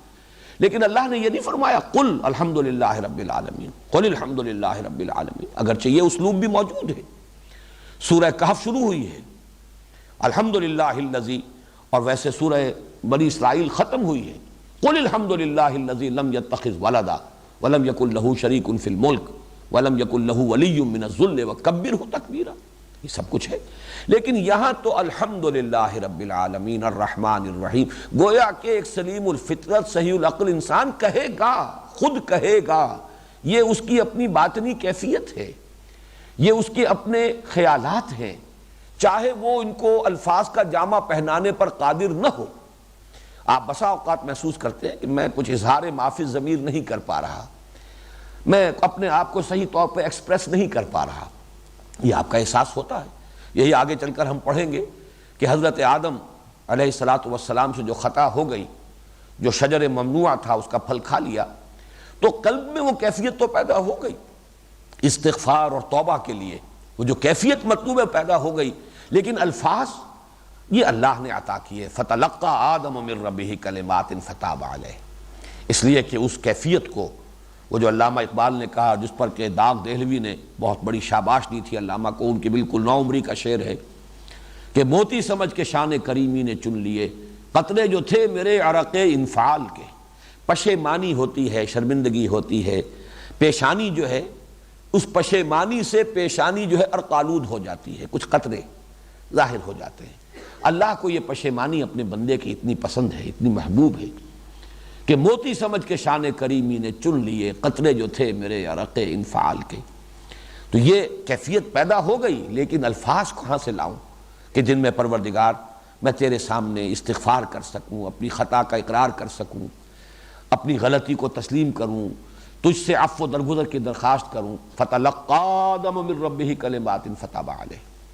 وہی معاملہ یہ ہے، ایک صحیح الفطرت سلیم العقل انسان کی یہ کیفیات ہیں، ذہنی قلبی اس کے احساسات ہیں، یہاں تک وہ پہنچ گیا ہے، یہ اس کی رسائی میں ہے، اس کی تو تعبیر کر دی الحمدللہ رب العالمین الرحمن الرحیم مالک یوم الدین ایاک نعبد۔ یہ پوری آدھی جو ہے وہ ترازو مکمل ہو گئی۔ تمام حمد کل شکر اس اللہ کے لیے ہے جو تمام جہانوں کا یا تمام جہان والوں کا پروردگار، مالک، پالنہار ہے، رحمان ہے، رحیم ہے، جزا و سزا کے دن کا مختار مطلق ہے، مالک ہے۔ ایاک نعبد، اے رب ہم تیری ہی بندگی کرتے ہیں، تیری ہی بندگی، تیری ہی پوجا، تیری ہی پرستش کرتے ہیں، کرتے رہیں گے۔ یہ ہے جہاں تک کہ انسان کی رسائی ہے، وہ عقل سلیم اور فطرت سلیمہ کا مالک انسان یہاں تک پہنچ گیا۔ البتہ آگے عملی ہدایت کا وہ انسان محتاج ہے، کیا کروں کیا نہ کروں۔ مجھے مصرع یاد آ رہا ہے اگرچہ اس کی کیفیت کچھ اور ہے، کس طرف جاؤں کدھر دیکھوں کسے آواز دوں، اے ہجوم نامرادی دل بہت گھبرائے ہے، کدھر جاؤں کدھر نہ جاؤں، اس لیے کہ یہ دوراہا آ گیا ہے، تراہا آ گیا ہے، میری عقل فیصلہ کرنے سے قاصر ہے، اس کے نتائج کیا نکلیں گے۔ ذرا سی کجی ہو گئی، ذرا سا ٹیڑھ ہو گیا، زاویہ جو ہے آپ کو معلوم ہے شروع میں تو دونوں خطوط ملے ہوئے ہوتے ہیں، ذرا سا زاویہ ہے، لیکن آگے بڑھتے چلے جائیے فاصلہ بڑھتا چلا جائے گا۔ یک لحظہ غافل گشتم و 100 سالہ راہم دور شد۔ یہاں ہے کہ جو ضرورت ہے، ایاک نستعین اہدنا الصراط المستقیم صراط الذین انعمت علیہم غیر المغضوب علیہم ولا الضالین۔ گویا کہ اب اسی ترازو کے حوالے سے پھر بات سمجھ لیجئے، سورہ فاتحہ کو نصفین میں تقسیم کرنے کی حکمت اور حکمت قرآنی کا نقطہ آغاز کیا ہے کہ نصف اول میں اس ہدایت نظری کا ذکر ہے جو فطرت انسانی میں ودیعت شدہ موجود ہے اور جو عقل سلیم کی رہنمائی میں ظاہر ہو جاتی ہے، اور نصف ثانی میں اس ہدایت عملی کا ذکر ہے جس کا انسان محتاج ہے۔ اور چونکہ نصف اول میں وہ فطرت انسانی کی ترجمانی ہو رہی ہے، لہذا لفظ قل کے بغیر گویا کہ انسان از خود یہ کہہ رہا ہے، جبکہ اس کے بعد جو ہے وہ اس کی درخواست کی شکل میں بات آئی ہے۔ اب بس 2 باتیں اور نوٹ کر لیجئے پھر ہم لفظی تشریح کی طرف چلیں گے۔ میں نے یہ عرض کیا تھا کہ اصل مخاطب تو یہ ہے انسان، اسی لیے سورہ بقرہ جب شروع ہوگی تو الف لام میم ذالک الکتاب لا ریب فیہ ھدی للمتقین، ان متقیوں کے لیے جو یہاں تک تو پہنچ گئے، آگے کے لیے وہ درخواست کر رہے ہیں کہ انہیں عملی ہدایت دی جائے، یہ ہے اصل مخاطب۔ طبعاً وہ لوگ بھی مخاطب ہیں کہ جن کے عقل پر کچھ پردے تو پڑ گئے، شہوات کے، خواہشات کے، یا غفلت، محض غفلت، غور کیا ہی نہیں، سوچا ہی نہیں اس کی وجہ سے۔ لیکن اگر یہ پردے زیادہ دبیز نہیں ہیں، حجابات زیادہ بھاری نہیں ہیں، زیادہ کثیف نہیں ہیں، تو قرآن مجید کی آیات ان حجابات کو اٹھاتی بھی ہیں۔ وقت لگ جائے گا۔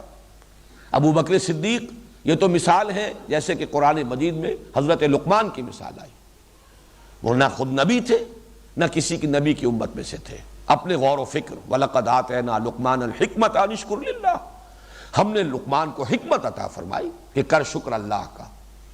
حکمت کا نتیجہ نمبر 1 فطرت صحیحہ اور عقل انسانی کے امتزاج سے جو پہلا نتیجہ برآمد ہوا، اللہ کا شکر، اور اسی کا نتیجہ شرک مت کرو، یہ حکمت کا نتیجہ، یہ لقمان ہے۔ اسی طریقے سے سمجھیے حضور صلی اللہ علیہ وسلم کے زمانے میں ایسے لوگ موجود تھے۔ ورقہ ابن نوفل کو سامنے لائیے، ظاہر بات ہے کہ نہ وہ کسی کتاب کو جانتے تھے، لیکن فطرت جو ہے وہ برقرار تھی اپنی صحت پر، ابا کر رہی تھی یہ کیا ہو رہا ہے اس ماحول میں، یہ انسان کیا کر رہے ہیں، غلط ہے، عقل صحیح فطرت صحیح۔ نتیجہ یہ ہوا کہ کہاں پہنچے، شام، تلاش حقیقت میں، عبرانی سیکھی ہے، عیسائیت اختیار کی ہے، تورات پڑھی ہے۔ مکے کے رہنے والا شخص جہاں عربی کے پڑھنے لکھنے والے بھی گنتی کے لوگ تھے، وہ عبرانی کے عالم بن کر آئے ہیں، اور اس درجے کے عالم کہ کان یکتب التوراۃ بالعبرانیہ، یہ صلاحیت تھی کہ تورات عبرانی میں خود لکھتے تھے۔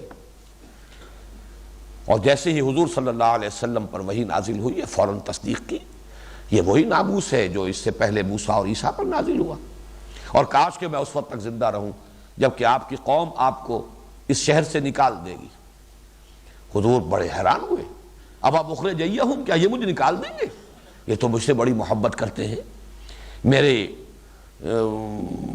قدموں تلے اپنی آنکھیں بچھاتے ہیں، لیکن یہ کہ انہوں نے کہا کہ یہ جس شخص کے پاس بھی یہ پیغام آیا اور وہ اس کا پیغامبر بن کر کھڑا ہوا، اس کی قوم نے اس کے ساتھ لازماً دشمنی کی۔ اسی کی مثال ہے حضرت سلمان فارسی، فارس میں پیدا ہو رہے ہیں، باپ جو ہے آتش کدے کا بڑا پجاری ہے، پروہت ہے، لیکن وہی فطرت سلیم، عقل سلیم وہ لے کے جا رہی ہے شام۔ ورقہ ابن نوفل مکے سے شام پہنچ گئے، یہ فارس سے شام پہنچ گئے، چونکہ دین حق اس وقت وہی تھا۔ حضرت مسیح علیہ السلام ہی اس وقت تک آخری رسول تھے، حضور صلی اللہ علیہ وسلم کی ابھی بعثت نہیں ہوئی تھی، انہوں نے بھی ہدایت کو حاصل کیا، خود طالب بن کر پہنچے۔ تو یہ مثالیں آپ کو ہر جگہ ملیں گی۔ ابو بکر صدیق ایسے، جیسے ہی دعوت پیش کی حضور صلی اللہ علیہ وسلم نے ایسے تائید کی ہے، ایک لحظے کا توقف نہیں۔ دیکھنا تقریر کی لذت کہ جو اس نے کہا، میں نے یہ جانا کہ گویا یہ بھی میرے دل میں تھا، یہ تو میری اپنی بات ہے، اس لیے کہ از خود وہ شرک سے تو کبھی ملوث ہوئی نہیں، عقل سلیم ہے، کیسے شرک میں ملوث ہو جاتے ہیں؟ فطرت صحیحہ ہے، کیسے برائیوں کے اندر ملوث ہو جاتے ہیں؟ ان کی اخلاقی حس بیدار تھی، چاق و چوبند تھی، اور اس کا ان کے کردار کے اندر ظہور تھا۔ تو یہ ہے اصل میں اصل مخاطب قرآن کے، یہ ہے نوع انسانی کا اصل سرمایہ، یہ گل سرسبد ہے نسل انسانی کے، ان کو ہدایت عملی دینے کے لیے قرآن نازل ہوا ہے۔ البتہ طبعاً جن کے اوپر کچھ پردے پڑے ہوئے، لیکن پردے زیادہ دبیز نہ ہو، تعصب نہ ہو، شعوری طور پر فیصلہ نہ کر لیا ہو کسی نے کہ ایک بات نہیں مان کر دینی، حسد اور تکبر کی بیماریاں نہ ہو، محض غفلت ہو، تو ذرا وقت لگے گا، پردے اٹھ جائیں گے۔ ان کے لیے قرآن مجید ذکرہ، تذکرہ، یہ آیات قرآنیہ حقائق کو اجاگر کرتی ہیں، بار بار یاد دہانی کراتی ہیں۔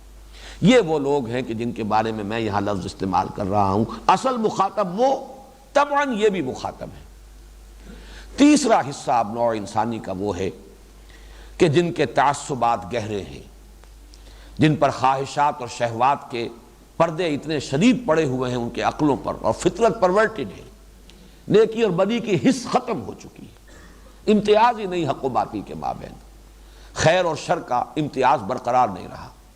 یہ وہ لوگ ہیں کہ قرآن مجید ان کے حق میں صرف اتمام حجت بن کر آتا ہے۔ قرآن مجید سے انہیں گمراہی ہی ملتی ہے، ان کی گمراہی میں اضافہ ہوتا ہے۔ قرآن مجید ان کے لیے آتا ہے صرف ان کی معذرت کو ختم کرنے کے لیے، رسلا مبشرین و منذرین لئلا یکون للناس علی اللہ حجت بعد الرسل، اتمام حجت، صرف اتمام حجت بن کر آتا ہے۔ اور ان کے لیے گویا کہ اسی اتمام حجت کا پھر یہ بھی ایک شکل بنتی ہے کہ پھر وہ عذاب کے مستحق قرار پاتے ہیں۔ وما كنا معذبین حتی نبعث رسولا، یا جیسے فرمایا وما كان اللہ لیضل قوما بعد اذ ہداہم حتی یبین لہم ما یتقون، تبیین کر کے حجت قائم کر دے، اور وہ اس کے بعد نہیں مان رہے، تو گویا کہ یہ بات ظاہر ہو جائے، مبرہن ہو جائے کہ یہ عذاب الہی کے مستحق ہیں۔ وہ عذاب اس دنیا میں بھی آ گیا، اور آخرت کے عذاب کا بھی یہ ایندھن بنیں گے ہمیشہ ہمیش کے لیے۔ اسی لیے ان کے حق میں قرآن مجید ہدایت نہیں بنتا۔ نوٹ کیجئے، بظاہر یہ جملہ میرا آپ کو شاید اچھا نہ لگے، لیکن قرآن مجید خود کہتا ہے یضل بہ کثیرا ویہدی بہ کثیرا، اللہ تعالیٰ اسی قرآن کے ذریعے سے بہتوں کو گمراہ کرتا ہے اور بہتوں کو ہدایت دیتا ہے۔ کذالک یضل اللہ من یشاء ویہدی من یشاء، سورہ مدثر پہلی آیت جو ہے یضل بہ کثیرا ویہدی بہ کثیرا، سورہ بقرہ کی آیت نمبر 26، کذالک یضل اللہ من یشاء ویہدی من یشاء، سورہ مدثر آیت نمبر 31۔ اسی طریقے سے سورہ توبہ آج ہی فجر میں میں نے جو تلاوت کی ہمارے حافظ صاحب نے، یہ آیت مبارکہ بھی آئی وَأَمَّا الَّذِينَ فِي قُلُوبِهِمْ رِجْسٌ فَزَادَتْهُمْ رِجْسًا إِلَىٰ رِجْسِهِمْ، جن کے دلوں میں گندگی ہے، یہ قرآن مجید کی آیات ان کی گندگی میں اور گندگی کا اضافہ کرتی ہے۔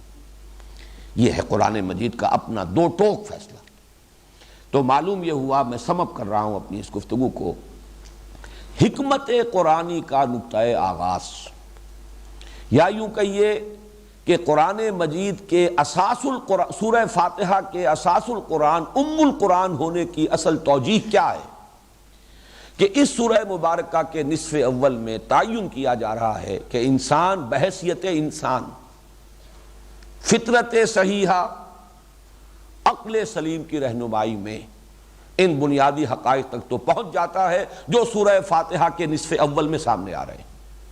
الحمدللہ رب العالمین الرحمن الرحیم مالک یوم الدین ایاک نعبد، ایاک نعبد بھی اس میں شامل ہے نصف اول میں۔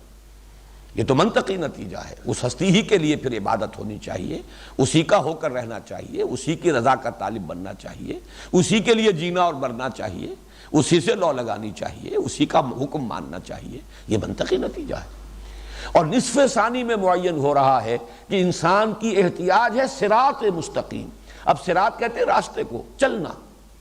زندگی کی عملی جو گزرگاہیں ہیں ان میں دو راہوں پر، تراہوں پر، چوراہوں پر کہیں غلط رخ نہ انسان مڑ جائے، بلکہ سیدھے راستے پر چلے، فلاح سے ہمکنار ہو سکے۔ اس کے لیے اسے قدم قدم پر رہنمائی کی ضرورت ہے، انفرادی زندگی میں بھی اور بالخصوص اجتماعی زندگی میں۔ انفرادی زندگی میں اس کی اخلاقی حس بھی اگر وہ بیدار ہے بہت حد تک رہنمائی کر دے گی، لیکن اجتماعیات کی پیچیدگیاں، اس کی الجھنیں ایسی ہیں کہ ان عقدوں کو حل کرنا عقل انسانی کے لیے بالکل ممکن نہیں ہے۔ یہاں اس کی احتیاج ہے کہ گھٹنے ٹیک کر اللہ سے دعا کرے، اہدنا الصراط المستقیم صراط الذین انعمت علیہم غیر المغضوب علیہم ولا الضالین۔ یہ ہے در حقیقت وہ مقام کہ جہاں اصل قرآن مجید کا خطاب ہے۔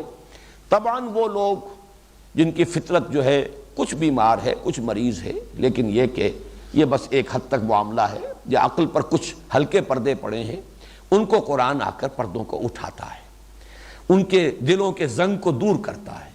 جیسے کہ حدیث میں آیا ہے کہ ان هذه القلوب لتصدع، یہ دل جو ہیں ان پر زنگ آ جاتا ہے، کما یصدع الحدید اذا اصابہ الماء، جیسے کہ لوہے پر زنگ آ جاتا ہے جب اس پر پانی پڑتا ہے۔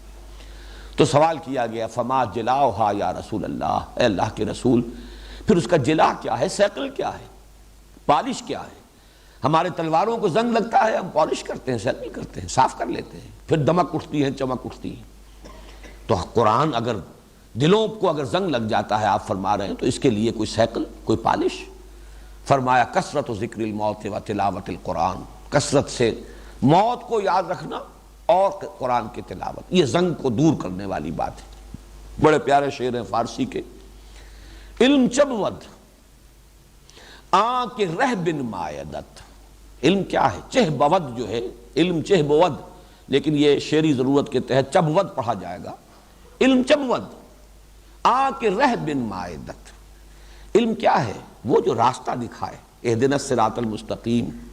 زنگ گمراہی ز دل بزدائدت، دل سے گمراہی کے زنگ کو، غفلت کا زنگ ہو، خواہشات کا اوپر پردہ پڑ گیا ہو، اس کو ہٹائے۔ از دل بزدائدت علم نبوت جزب علم عاشقی۔ یہ جب زنگ گمراہی، غفلت، یہ زنگ اتر جائے گا تو روح انسانی کے اندر جو محبت خداوندی کی حدت ہے اور شدت ہے وہ ظاہر ہوگی۔ اللہ کے ساتھ محبت، والذین آمنوا اشد حبا للہ۔ علم نبوت جزب علم عاشقی، یہ عشق خداوندی۔ ما بقا تلبیس ابلیس شقی، باقی یہ منطق اور یہ اور وہ اور فلسفے، یہ سب تلبیس ابلیس شقی۔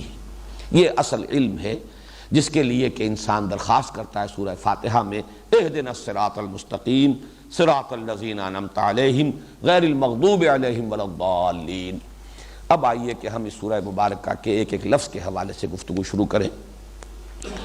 میں یہ کل عرض کر چکا ہوں کہ میری حیثیت مفسر کی نہیں، صرف مبلغ کی ہے، طالب علم کی ہے حقیقتاً، لیکن جتنا کچھ بھی علم حاصل ہوتا رہا ہے اسے پہنچانے کی سعی بھی کرتا رہا ہوں۔ تو تفسیر کرنا یا تفسیر لکھنا یہ میرا مقام نہیں، خاص طور پر سورہ فاتحہ کی تفسیر، یہ تو یوں سمجھیے کہ قیامت ہے۔ اس پر تو پوری ضخیم کتابیں لکھی گئیں۔ ہمارے زمانے میں چونکہ نام آیا بھی ہے، کل بھی، آج بھی آیا ہے، مولانا ابوالکلام آزاد ام القرآن، کئی 100 صفحات بڑے سائز کے انہوں نے لکھے، اگرچہ پھر بھی وہ پوری نہیں ہے۔ ایک آیت جو مرکزی آیت ہے اس سورہ مبارکہ کی، آیت نمبر 4، ایاک نعبد و ایاک نستعین، اس کا حق تو کسی درجے میں ادا کیا ہی نہیں، بلکہ وہ ایک بہت بڑا سوالیہ نشان ہے کہ سبب کیا ہے، اس آیت کے بارے میں کیوں کچھ نہیں لکھا، چند جملے۔ جبکہ ربوبیت کسے کہتے ہیں، الوہیت کیا ہے، رحمت کے مظاہر کیا ہیں، یہ تمام چیزیں جو ہیں، عبادت کا مفہوم عبادت پر نہیں اتنی بات ہوئی، ہدایت پر ہوئی۔ اس پر جو کچھ انہوں نے لکھا ہے، واقعہ یہ ہے کہ اپنی جگہ پر تفسیر کا بھی حق ادا کیا ہے، اور اردو ادب کا کلاسک ہے، اردو ادب کے شاہکار جو پیسز ہیں ان میں اس کا شمار ہو سکتا ہے۔ بہرحال ہمیں تو جو اصل مضمون ہے اس سورہ مبارکہ کا وہ میں آج بیان کر چکا ہوں۔ اب ہمیں آیات اور الفاظ کے حوالے سے یوں سمجھیے کہ اس خاکے میں صرف رنگ بھرنا باقی رہ گیا ہے۔ الحمدللہ رب العالمین۔ الحمد الف لام جسے لام تعریف کہا جاتا ہے، اکثر و بیشتر تو اس پر اتفاق ہے کہ یہ لام استغراق یا لام جنس ہے۔ کل حمد، تمام حمد، حمد کی پوری جنس۔ لیکن ایک رائے یہ بھی ہے، اور وہ آج جب میں غور کر رہا تھا تو اس میں بھی وزن نظر آیا، وہ یہ کہ یہ لام عہد ہے۔ لام عہد ہوتا ہے کوئی خاص شے جو ذہن میں ہو، تو اس سے مراد کیا ہوگا اگر یہ لام عہد ہے؟ اصل شکر، اصل حمد اللہ کے لیے ہے، یعنی باقی بھی ہیں، حمد کی جائے گی، مدح کی جائے گی، شکر کیا جائے گا، والدین کا شکر بھی ہے، من لم یشکر الناس لا یشکر اللہ، لیکن اصل شکر، اصل حمد اللہ کے لیے۔ شکر سزاوار حقیقی جو ہے وہ اللہ ہے۔ اس اعتبار سے ال جو ہے دونوں معنی دے سکتا ہے یہاں پر، تمام حمد، کل حمد، یا اصل حمد، حمد حقیقی اللہ کے لیے۔ حمد کا مفہوم کیا ہے؟ عربی زبان میں کسی کی تعریف کرنے کے لیے، یہ تعریف اب میں بول رہا ہوں اردو میں جو ہم لفظ بولتے ہیں، اگرچہ یہ عربی کا لفظ ہے، اور عربی میں تعریف کے معنی ہے کسی چیز کو پہچانوانا، ڈیفائن کرنا، اس کی پہچان مقرر کر دینا، یہ تعریف ہے، معرفت سے بنا ہے۔ لیکن اردو میں ہم تعریف سے جو مفہوم لیتے ہیں، عربی میں اس کے لیے کئی الفاظ ہیں، حمد بھی ہے، مدح بھی ہے، شکر بھی ہے، ثنا بھی ہے۔ ان میں سے مدح کسے کہتے ہیں؟ عام ہے یہ کسی کی تعریف کی جا رہی ہو، یہ اردو والا تعریف، چاہے کسی ایسی چیز کی تعریف کی جائے کہ جو اس کے لیے اختیاری نہیں ہے، اللہ کی عطا کردہ ہے، یا یہ کہ اس کی اختیاری ہے۔ اگر اس نے علم حاصل کیا تو اس کی تعریف کی گئی، یہ بھی مدح ہے۔ اگر وہ حسین و جمیل انسان ہے، یہ تو اللہ کی عطا کردہ شے ہے، لیکن پھر بھی مدح کی جائے گی۔ لیکن مدح کے مقابلے میں حمد جو ہے وہ صرف اس چیز پر ہوگی جو اختیاری ہو۔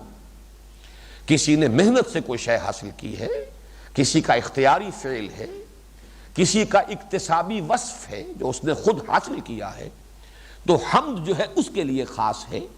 غیر اختیاری جو چیزیں ہیں یا جو موہوب چیزیں ہیں، دی ہوئی ہیں کسی کی طرف سے، اس کے اوپر حمد نہیں ہوگی، مدح ہو سکتی ہے۔ اسی طرح لفظ شکر اور حمد کا تعلق کیا ہے؟ شکر کیا جاتا ہے کسی انسان یا ہستی کے اس وصف پر یا اس فعل پر جس سے شکر کرنے والے کو کوئی فائدہ پہنچاؤ۔ شکر کرنے والا جو ہے اس کی کوئی ضرورت پوری ہوئی ہے، اس پر کوئی احسان ہوا ہے، اس کی احتیاج رفع ہوئی ہے، اس کی کوئی تکلیف دور ہوئی ہے، تو وہ شکر کرے گا۔ جبکہ حمد اس سے کہیں وسیع تر ہے۔ یہ بات نوٹ کر لیجئے، قرآن مجید میں لفظ حمد یہ زیادہ تر شکر کی جگہ پر آتا ہے، اور احادیث میں خاص طور پر جو دعائیں ہیں، الحمدللہ الذی احیانی بعد ما اماتنی، اب یہاں جو ہے اصل میں یہ شکر کا مقام ہے، اس اللہ کا شکر ہے جس نے مجھے دوبارہ زندہ کر دیا اس کے بعد کہ مجھ پر موت طاری ہو گئی تھی۔ یہ دعا ہے، دعائے مسنون ہے، صبح جب آنکھ کھلے تو اٹھ کر یہ زبان پر الفاظ حضور صلی اللہ علیہ وسلم کے جاری ہو جاتے تھے۔ اسی طریقے سے کھانا کھایا آپ نے، آپ کی احتیاج یا ذوف محسوس ہو رہا تھا، ضرورت محسوس ہو رہی تھی، وہ پوری ہو گئی۔ الحمدللہ الذی اطعمنی وسقانی وجعلنی من المسلمین، اس اللہ کا شکر ہے۔ اب یہاں پہ نوٹ کیجئے، یہاں حمد در حقیقت شکر کی جگہ آیا، قرآن مجید میں بھی آیا ہے۔ حضرت ابراہیم علیہ السلام کا قول، الحمدللہ الذی وہب لی علی الکبر اسماعیل و اسحاق ان ربی لسمیع الدعاء۔ یہاں بھی اگر آپ لفظ تعریف کہیں گے تو وہ بات اس طریقے سے ادا نہیں ہوگی، اتنا مفہوم ظاہر نہیں ہوگا جتنا کہ لفظ شکر سے۔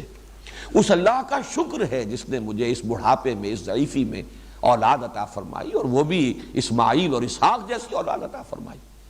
الحمدللہ الذی وہب لی علی الکبر اسماعیل و اسحاق ان ربی لسمیع الدعاء، اور یقیناً میرا پروردگار دعا کا سننے والا ہے۔ تو در حقیقت اس لفظ حمد کا جو زیادہ جز ہے، جزو اعظم، وہ شکر ہے۔ البتہ حمد شکر سے زیادہ وسیع ہے، اس لیے کہ شکر، جیسا کہ میں عرض کر رہا تھا، صرف اس بات پر کیا جائے گا جس سے آپ کی کوئی ضرورت پوری ہوئی ہو، آپ کو کوئی فائدہ پہنچا ہو، جبکہ حمد اس شے کی بھی ہوگی جس کے اندر کوئی خوبی ہے، خیر ہے، بھلائی ہے، کوئی کمال ہے، چاہے آپ کو اس سے کوئی فائدہ نہ پہنچاؤ۔ آپ تعریف کرتے ہیں، ثنا کرتے ہیں، مدح کرتے ہیں، حمد کرتے ہیں کسی شے کی، اس کے اندر یہ خوبی ہے، چاہے اس خوبی سے آپ کو کوئی فائدہ نہیں پہنچا۔ یہ پھول بڑا اچھا ہے، بہت حسین ہے، یہ شے بڑی حسین و جمیل ہے، آپ کو اس سے کوئی بظاہر فائدہ نہیں پہنچ رہا، کوئی آپ کی احتیاج رفع نہیں ہوئی، لیکن آپ تعریف کریں گے۔ تو گویا کہ اگر آپ اس لفظ حمد کو صحیح اس کا سینس چاہیں کہ واضح ہو جائے، تو لفظ شکر اور لفظ ثنا، ثنا صحیح مفہوم میں ادا کرتا ہے تعریف کا۔ اردو میں جب ہم کہتے ہیں تعریف، تو یہ لفظ عربی میں ثنا ہے۔ ثنا جو تثنیہ اسی سے بنا ہے، اور یہ مثانی اسی سے بنا ہے۔ ثنا ہوتا ہے کسی شے کا مثنیٰ، کسی شے کا دوہرا کر دینا، لوٹا دینا۔ آپ میں خوبی ہے، میں نے بیان کر دی، گویا کہ میں نے آپ کی خوبی آپ کو لوٹا دی، اعتراف کر لیا، مان لیا، آپ کی تعریف کی، آپ کا وہ وصف گویا کہ آپ ہی کو لوٹا دیا۔ تو ثنا در حقیقت عربی زبان میں اسی مفہوم کو ادا کرتا ہے جو ہم اردو میں لفظ تعریف سے ادا کرتے ہیں، لیکن جب آپ شکر اور ثنا کو جمع کر لیں گے تو لفظ حمد بنے گا۔ الحمدللہ، اس لفظ کی ایک اعتبار سے اور اہمیت ہے، وہ بھی نوٹ کر لیجئے۔ پہلے تو یہ کہ یہ قرآن کا پہلا لفظ ہے، اس لیے کہ میں کل عرض کر چکا ہوں، آیت بسم اللہ کو میں اس طرح سے سورہ فاتحہ کا جز نہیں مانتا، اور یہ اصل میں تو جز ہے صرف سورہ نمل کا، انہو من سلیمان و انہو بسم اللہ الرحمن الرحیم۔ گویا کہ اصل قرآن کا جو نقطہ آغاز ہے وہ لفظ الحمد ہے۔ نمبر دو یہ کہ اسی لفظ سے حضور کے اسماء گرامی ماخوذ ہیں، حامد، احمد، محمد صلی اللہ علیہ وسلم۔ دو بہت نمایاں نام وہ تو قرآن مجید میں، محمد اور احمد، اسمہ احمد، محمد الرسول اللہ والذین معہ۔ تو حضور کی ایک حدیث میں حامد کا لفظ بھی آیا، انا حامد و احمد و محمد، میں حامد بھی ہوں، احمد بھی ہوں، محمد بھی ہوں۔ چوتھی بات یہ نوٹ کیجئے کہ اس امت کے لیے بھی، حضور کی امت کے لیے لفظ بطور علم استعمال ہوتا ہے، حمادون، حمد کرنے والے۔ جیسا کہ ابھی میں نے آپ کو وہ ادعیہ معصورہ سنائی ہے، قدم قدم پر حمد، تکلیف رفع ہوئی حمد۔ آپ بیت الخلاء سے باہر نکلے، فضلات جو ہیں وہ جسم سے خارج ہو گئے، یہ عافیت آپ کو حاصل ہوئی۔ الحمدللہ الذی اذھب عنی العذا وعافانی، اس اللہ کا شکر ہے، حمد ہے اس کے لیے جس نے مجھ سے اذیت بخش چیز کو دور کر دیا، مجھے عافیت بخشی۔ اگر یہ فضلات جسم میں رہ جائیں تو آپ کو معلوم ہے 100 طرح کی خرابیاں، بیماریاں اس سے وجود میں آتی۔ الحمدللہ الذی اذھب عنی العذا وعافانی، اس اللہ کا شکر ہے، حمد ہے اس کے لیے جس نے یہ اذیت بخش چیزوں کو دور کر دیا اور مجھے عافیت بخشی۔ کھانا کھایا، الحمدللہ الذی اطعمنا وسقانا وجعلنا مسلمین۔ صبح کو اٹھ رہے ہیں، الحمدللہ الذی احیانی بعدما اماتنی والیہ النشور۔ تو معلوم ہوا کہ حمد جو ہے یہ گویا کہ ایک بڑی علامت ہے اس امت کی۔ بدقسمتی سے یہ ادعیہ معصورہ کا ہمارے ہاں رواج زیادہ نہیں رہا ہے۔ یہ ذکر الہی کی بڑی مؤثر صورت ہے، یہ جب کبھی اس موضوع پر تفصیل سے گفتگو ہوگی تو میں عرض کروں گا۔ پھر اس میں دو نسبتیں قائم ہو جاتی ہیں، اللہ کی حمد ہے اور الفاظ وہ ہیں جو حضور صلی اللہ علیہ وسلم استعمال فرماتے تھے۔ تو گویا کہ جب ہم یہ دعائیں پڑھیں گے اور مختلف جو بھی زندگی کے ہمارے کام ہیں ان کے دوران یہ دعائیں مانگیں گے تو گویا کہ اللہ سے تو نسبت قائم ہو ہی گئی، حضور کے ساتھ بھی ایک نسبت قائم ہو گئی کہ یہ الفاظ مسنون ہیں، معصور ہیں۔ تو حمادون، اور خاص طور پر نوٹ کیجئے میدان حشر میں حضور نے فرمایا لواء الحمد بیدی۔ اب وہ میدان حشر کا نقشہ کیا ہوگا وہ اس وقت تو ہم اس کا تصور نہیں کر سکتے۔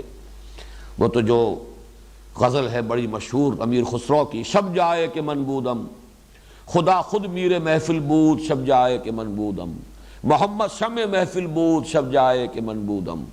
رات کی کوئی کیفیت ہے جس کو بیان کر رہے ہیں، کوئی اللہ نے کوئی مشاہدہ کرایا، کشف ہوا، یا کوئی کیفیت طاری ہوئی کہ ایک محفل ہے جس کے کہ میر محفل خود اللہ تعالیٰ ہے اور شمع محفل محمد صلی اللہ علیہ وسلم، تو قیامت کی جو محفل ہوگی وہ مجلس صدارت لگے گی تو حضور صلی اللہ علیہ وسلم مقام محمود پر فائز ہوں گے۔ یہ بھی نوٹ کیجئے، حضور کا صلی اللہ علیہ وسلم جو خصوصی امتیازی مقام ہے وہ یہ ہے کہ مقام محمودہ، اللہ تعالیٰ آپ کو وہ مقام محمود عطا فرمائے گا، وہ بھی لفظ حمد سے ہے۔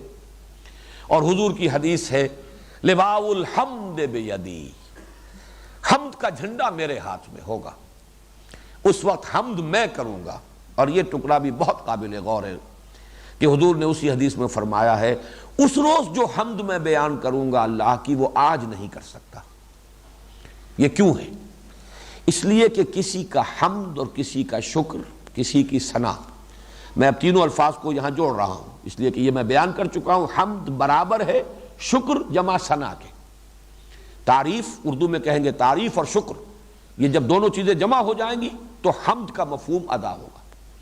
تو حمد اور شکر اور ثنا یہ انسان کسی ہستی کی یا کسی شے کی کر سکتا ہے اپنی معرفت اور شعور ہی کی مناسبت سے۔ جتنا گہرا آپ کو شعور حاصل ہوا ہے اس کی قدر و منزلت کا، جتنا گہرا نقش آپ پر قائم ہوا ہے اس کی عظمت کا، جتنی معرفت کی گہرائی اور گہرائی اور وسعت آپ کو حاصل ہوئی ہے اسی مناسبت سے تو حمد کر سکیں گے نا۔ ظاہر بات ہے کہ وَلَلْآخِرَةُ خَيْرٌ لَكَ مِنَ الْأُولَىٰ، حضور کا تو ہر لمحہ جو ہے اس دنیا کی زندگی کا، حیات دنیاوی کا بھی، وہ اس کے اندر ارتقاء آپ کا ہو رہا تھا، اور آخرت میں آپ جس مقام میں محمود پر ہوں گے اس وقت آپ کی وہ معرفت جو ہے اللہ کی، اس کی جو وسعت ہوگی، اس کی جو گہرائی اور گہرائی ہوگی، اسی کی مناسبت سے حمد کریں گے آپ میدان حشر میں۔ اس لیے آپ نے فرمایا کہ جو حمد میں اس روز کروں گا وہ آج نہیں کر سکتا۔ الحمدللہ، یہاں پہ اب لام کو نوٹ کر لیجئے، یہ لام استحقاق بھی ہے اور لام تملیک بھی ہے، دونوں یہاں پر لام کے یہ مختلف استعمالات ہیں حرف جار لام کے، یہاں ان دونوں کو نوٹ کیجئے۔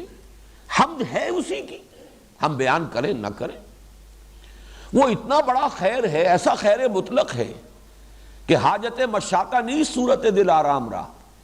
ایک خیر، ایک خوبی، ایک حسن وہ ہے جس کو کچھ سنوارنے کی، ظاہر کرنے کی ضرورت پیش آئے، بیان کی ضرورت ہو، وہ تو خیر محض، خیر مطلق، خیر کامل، حمد اس کی ہے، کوئی حمد کرے نہ کرے، یہ ہے گویا کہ اللہ کی شان۔ لیکن یہ کہ وہ پوری کی پوری حمد کا مستحق بھی ہے، جو حمد کرنا چاہے، جس کے اندر یہ استعداد پیدا ہو جائے، جو معرفت اور شعور اور ادراک کی اس سطح پر پہنچ گیا ہو، وہ یہ جان لے گا کہ کل حمد کا سزاوار حقیقی، کل حمد سزاوار ہے صرف اللہ کے لیے۔ تو یہ لام تکلیق اور لام استحقاق، کل حمد کا مستحق ہے اللہ اور کل حمد ہے ہی اللہ کی، لام استحقاق اور لام تملیک۔ للہ کے بارے میں سورہ اخلاص کے دوران میں جب درس دے رہا تھا تو تفصیل سے بیان کر چکا تھا، آج تیزی سے صرف گنوا دوں گا باتیں۔ اللہ کے بارے میں دو رائے ہیں بنیادی طور پر، ایک تو یہ کہ یہ اسم جامد ہے، اسم علم ہے، اسم ذات ہے، یہ کسی سے مشتق نہیں ہے، یہ ہمارے ہاں متصوف مزاج لوگوں کی رائے ہے، اصحاب دل، اصحاب محبت، انہوں نے اس کو خاص اپنا موضوع بنایا ہے، اسی نام کی مالا جپتے ہیں، اشغال، اوراد، وظائف، اذکار، وہ سب سے زیادہ اسی نام پر وہ مرکوز ہیں۔ پھر یہ بھی ہوا ہے کہ نقش بنا کر اس پر توجہ کو مرتکز کرنا، یہ بھی ایک ذریعہ ہے، اپنی توجہ کا ارتکاز، نقش لکھا ہوا ہو اللہ کا نام اور اس پر اپنی توجہ کو مرتکز کیا جائے۔ تو یہ تمام چیزیں جو ہیں اس کے اعتبار سے ان کی رائے یہ ہے کہ یہ کہیں سے مشتق نہیں ہے، کوئی اس کا روٹ نہیں، کوئی مادہ نہیں، یہ تو بس اللہ کا نام ہے۔ لیکن یہ کہ اکثر نحویین کی رائے یہ ہے کہ یہ بھی اللہ تعالیٰ کے دوسرے صفاتی ناموں کی طرح ایک صفاتی نام ہے، جیسے رحیم الرحیم، الرحیم الف لام لگ گیا، اللہ کا نام بن گیا۔ قادر القادر، قادر صفت ہے، نکرہ ہے، القادر معرفہ ہو گیا، اللہ کا نام بن گیا۔ اسی طرح الہ سے الالہ، اور یہاں الالہ جو ہے اس میں سے بیچ کا جو ایک حمزہ ہے وہ گر گیا، دونوں لام مدغم ہو گئے، ادغام ہو گیا، اللہ، یہ اللہ جو ہے الالہ ہے حقیقت کے اعتبار سے۔ پہلی بات صحیح ہے یا غلط، میں دوسری بات کو صحیح تر سمجھتا ہوں، یہ نہیں کہہ سکتا کہ پہلی بات بھی غلط ہے، لیکن صحیح ہو یا غلط، لیکن بیہیو کرتا ہے یہ لفظ اللہ اس میں علم کے طور پر۔ عربی زبان میں اگر کسی نام پر الف لام لگا ہے تو یا سیدھا اس کے ساتھ نہیں لگ سکتا، بلکہ وہ یا ایہا، یا انسانوں تو کہہ سکتے ہیں، یا انسان نہیں کہہ سکتے، یا ایہا الانسان، ایہا لگتا ہے، لیکن اللہ پر ایہا کا اضافہ نہیں ہوتا، یا اللہ۔ معلوم ہوا کہ اللہ جو ہے بیہیو کرتا ہے اس میں علم اور اس میں جامد کی حیثیت سے۔ البتہ میری رائے بھی یہی ہے کہ یہ مشتق ہے، الہ سے بنا ہے، اور الالہ میں ادغام ہوا ہے دو لاموں کا اور اللہ بن گیا۔ اب ذرا تیزی سے نوٹ کر لیجئے، تین رائے ہیں۔ اس الہ کے لفظ کا مادہ الف لام ہے یا واو لام ہے یا لام واو ہے، یہ تین آراء ہیں، لیکن ان کے مختلف استعمالات جو ہیں اس اعتبار سے واقعتاً یہ لفظ بہت ہی حقدار ہے کہ اسے اللہ کا اسم علم اور اسم ذات مانا جائے، کہ ان تمام مادوں کے جتنے استعمالات ہیں اس خوبصورتی کے ساتھ اللہ کی ذات پر، جسے آپ کہتے ہیں کہ یہ جامع پوری طرح اسی کی ذات پر راست آتا ہے، زیب دیتا ہے اسی کو، کہ اس تینوں مادوں سے جو تین ممکنہ مادے ہیں، تینوں مادوں کے جتنے ممکنہ استعمالات ہیں ان سب کا صحیح ترین اطلاق اللہ کی ذات پر ہوتا ہے۔ مثلا الف لام ہے سے الہ یا الہو، اس کے معنی ہے عبادہ، کسی کی بندگی کی، کسی کو پوجا، اسی سے لفظ معبود بنا ہے، اور اللہ کا ترجمہ عام طور پر معبود کیا جاتا ہے، لا الہ الا اللہ، اللہ کے سوا کوئی معبود نہیں۔ اسی طرح الہ یا الہو، اس کا ایک مفہوم ہے تحیرہ، متحیر ہو گیا، حیران و ششدر رہ گیا۔ تو واقعہ یہ ہے کہ اللہ کی ذات وہ ہے جس کی کنہ تک پہنچنا کسی انسان کے بس میں نہیں، تحیر کے سوا کچھ ہاتھ نہیں آئے گا، اس کی ذات کو جاننا جو ہے وہ انسان کے بس میں نہیں ہے، ممکن نہیں ہے، عقل کی رسائی وہاں نہیں، تحیر۔ فلاسفہ کا تصور جو ہے وہ یہی ہے، وہ ذات جس کے بارے میں ہم کچھ نہیں سمجھ سکتے۔ اسی طریقے سے الہ اور الہ یہ دونوں آ جاتے ہیں، لیکن الہ کا اگر اس کے ساتھ اضافہ ہو جائے تو کسی کا کسی کی طرف لپکنا۔ الہ الفصیل الی امہ، کسی بچے کو آپ نے اس کی ماں سے جدا کیا ہوا تھا، جیسے کہ کوئی گائے ہے، اس کا بچڑا کہیں باندھا ہوا ہے آپ نے، اگر کہیں اس کی رسی کھل گئی تو جس طرح لپکتا ہے اپنی ماں کی تھنوں کی طرف، یہ ہے الہ الفصیل الی امہ۔ وہ جو ماں سے بچھڑا ہوا بچہ تھا لپکا، دوڑا، وہ بہرحال اس کی ایک ضرورت بھی ہے، اسے دودھ بھی پینا ہے، اس کی ایک مامتا بھی ہے، اس کی اپنی ایک محبت بھی ہے، تو اس کے تحت کسی کی طرف لپکنا یہ بھی الہ یا الہ الہ کا مفہوم ہے۔ یہ بھی گویا کہ اللہ تعالیٰ کی ذات کے لیے صحیح ترین تصور ہے۔ ہم احتیاجات میں اسی کی طرف رجوع کرتے ہیں، اسی کو پکارتے ہیں۔ امن یجیب المضطر اذا دعاہ، بھلا کون ہے جو کسی مصیبت میں جو پڑے ہوئے ہیں جو پکارتے ہیں، ان کی پکاروں کو سننے والا کون ہے اس کے سوا؟ تو ظاہر بات ہے کہ مشکل کشائی کے لیے، حاجت روائی کے لیے، تکلیف کو رفع کرنے کے لیے، اپنی کسی ضرورت اور کو پورا کرنے کے لیے اسی کی طرف انسان رجوع کرتا ہے۔ اسی طرح ولہ جو ہے ولاہن سے بنا ہے، اور اس کے معنی کیا ہے؟ فرط محبت۔ اس میں اردو میں بھی لفظ آپ استعمال کریں، والہانہ عشق، اور واو اور الف یہ چونکہ آپ کو معلوم ہے حروف علت ہے، یہ ایک دوسرے کی جگہ بدل جاتے ہیں، والہ الہ یہ گویا کہ ایک ہی مفہوم ہو جائے گا اس کا۔ تو والہانہ جس سے انتہائی محبت ہو، یہ معاملہ بھی اللہ تعالیٰ ہی کی ذات پر یہ جامع راست آتا ہے، اسی کو زیب دیتا ہے۔ والذین آمنوا اشد حبا للہ، جو سب سے بڑھ کر محبت کے قابل ہے۔ محبتیں اوروں سے بھی کرو، اولاد سے بھی کرو، والدین سے بھی کرو، وطن سے بھی کرو، بھائیوں سے بھی کرو، لیکن سب سے بڑھ کر اشد حبا اہل ایمان جو ہے وہ اللہ کے لیے ہوتے ہیں۔ والذین آمنوا اشد حبا للہ۔ ایک رائے یہ ہے کہ یہ لام واو یا لام یہ ہا ہے، اس کا مطلب کیا ہے؟ اس کا ایک مفہوم ہے پیدا کرنا، خلق، تو اللہ خالق ہے۔ دوسرا مفہوم ہے ارتفاع، لاہا، لاہا یلوہ ارتفاع، بلند ہو گیا۔ اسی اعتبار سے سورج کو دیوی مانا گیا اور دیوتا مانا گیا، بہت بلند ہے۔ تو واقعہ یہ تبارک و تعالی بلند و بالا ہستی اللہ کی ہے۔ اور سب سے پیارا مفہوم اس لاہا یلوہ میں ہے احتجابا، چھپ جانا، پردے میں آ جانا۔ تو واقعہ یہ ہے کہ اللہ تعالیٰ غیب کا پردہ اس نے اپنے اور ہمارے مابین حائل کیا ہے، چھپا ہوا ہے۔ وہ میں نے جو آپ کو شعر سنایا تھا اصغر گونڈوی کا، ردائے لالا و گل پردہ ماہو انجم، جہاں جہاں وہ چھپے ہیں عجیب عالم ہے۔ تو در حقیقت اللہ تعالیٰ کوئی معشوق اس پردہ زنگاری میں کہیں چھپا ہوا ہے۔ اگرچہ اس چھپے ہونے کے اعتبار سے بڑی پیاری بات ہے جو امام راضی کی میں نے اس سے پہلے بھی کوٹ کی ہے، مجھے بہت ہی پسند ہے ان کا جملہ، کسی کا چھپ جانا دو اعتبارات سے ہوتا ہے۔ ایک تو یہ کہ وہ خود مخفی ہو، چھپا ہوا ہے، ایک یہ کہ اس درجے ظاہر ہو جائے کہ نگاہیں تاب نہ لا سکیں۔ جیسے کہ آپ کو معلوم ہے سورج شام کے وقت جب اس کی روشنی وہ پھیکا پڑ جاتا ہے، مدھم پڑ جاتا ہے، تو اب نظر آ رہا ہے آپ کو، اس کی آؤٹ لائنز نظر آ رہی ہیں، وہ ٹکیا دی کرمزن ڈسک وہ نظر آ رہی ہے، اس کی آؤٹ لائنز بھی آپ نے معین کر لی، یہ سورج ہے۔ لیکن جب اپنی پوری شدت پر ہوتا ہے تو آپ تاب ہی نہیں لا سکتے، چکا چوندھ ہو جاتا ہے، آنکھیں دیکھ نہیں سکتی۔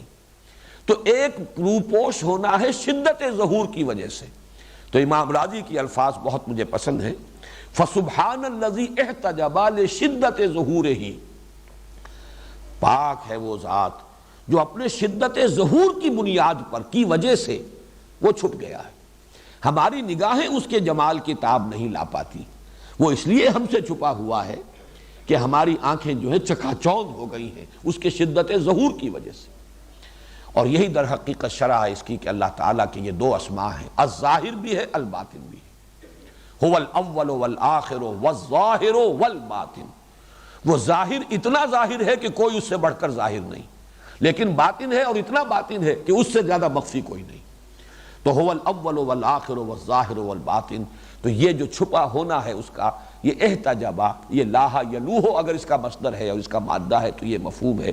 اب یہ تمام تصورات میں نے آپ سے عرض کیا کہ لفظ الہ کے یہ تین ممکنہ جو اس کی روٹس ہو سکتی ہیں، الف لام ہے، لام واو ہے، واو لام ہے، ان سب کے اور جتنے ممکنہ استعمالات ہیں وہ سب کے سب جس ذات کے اوپر منطبق ہوتے ہیں وہ صرف ذات خداوندی ہے۔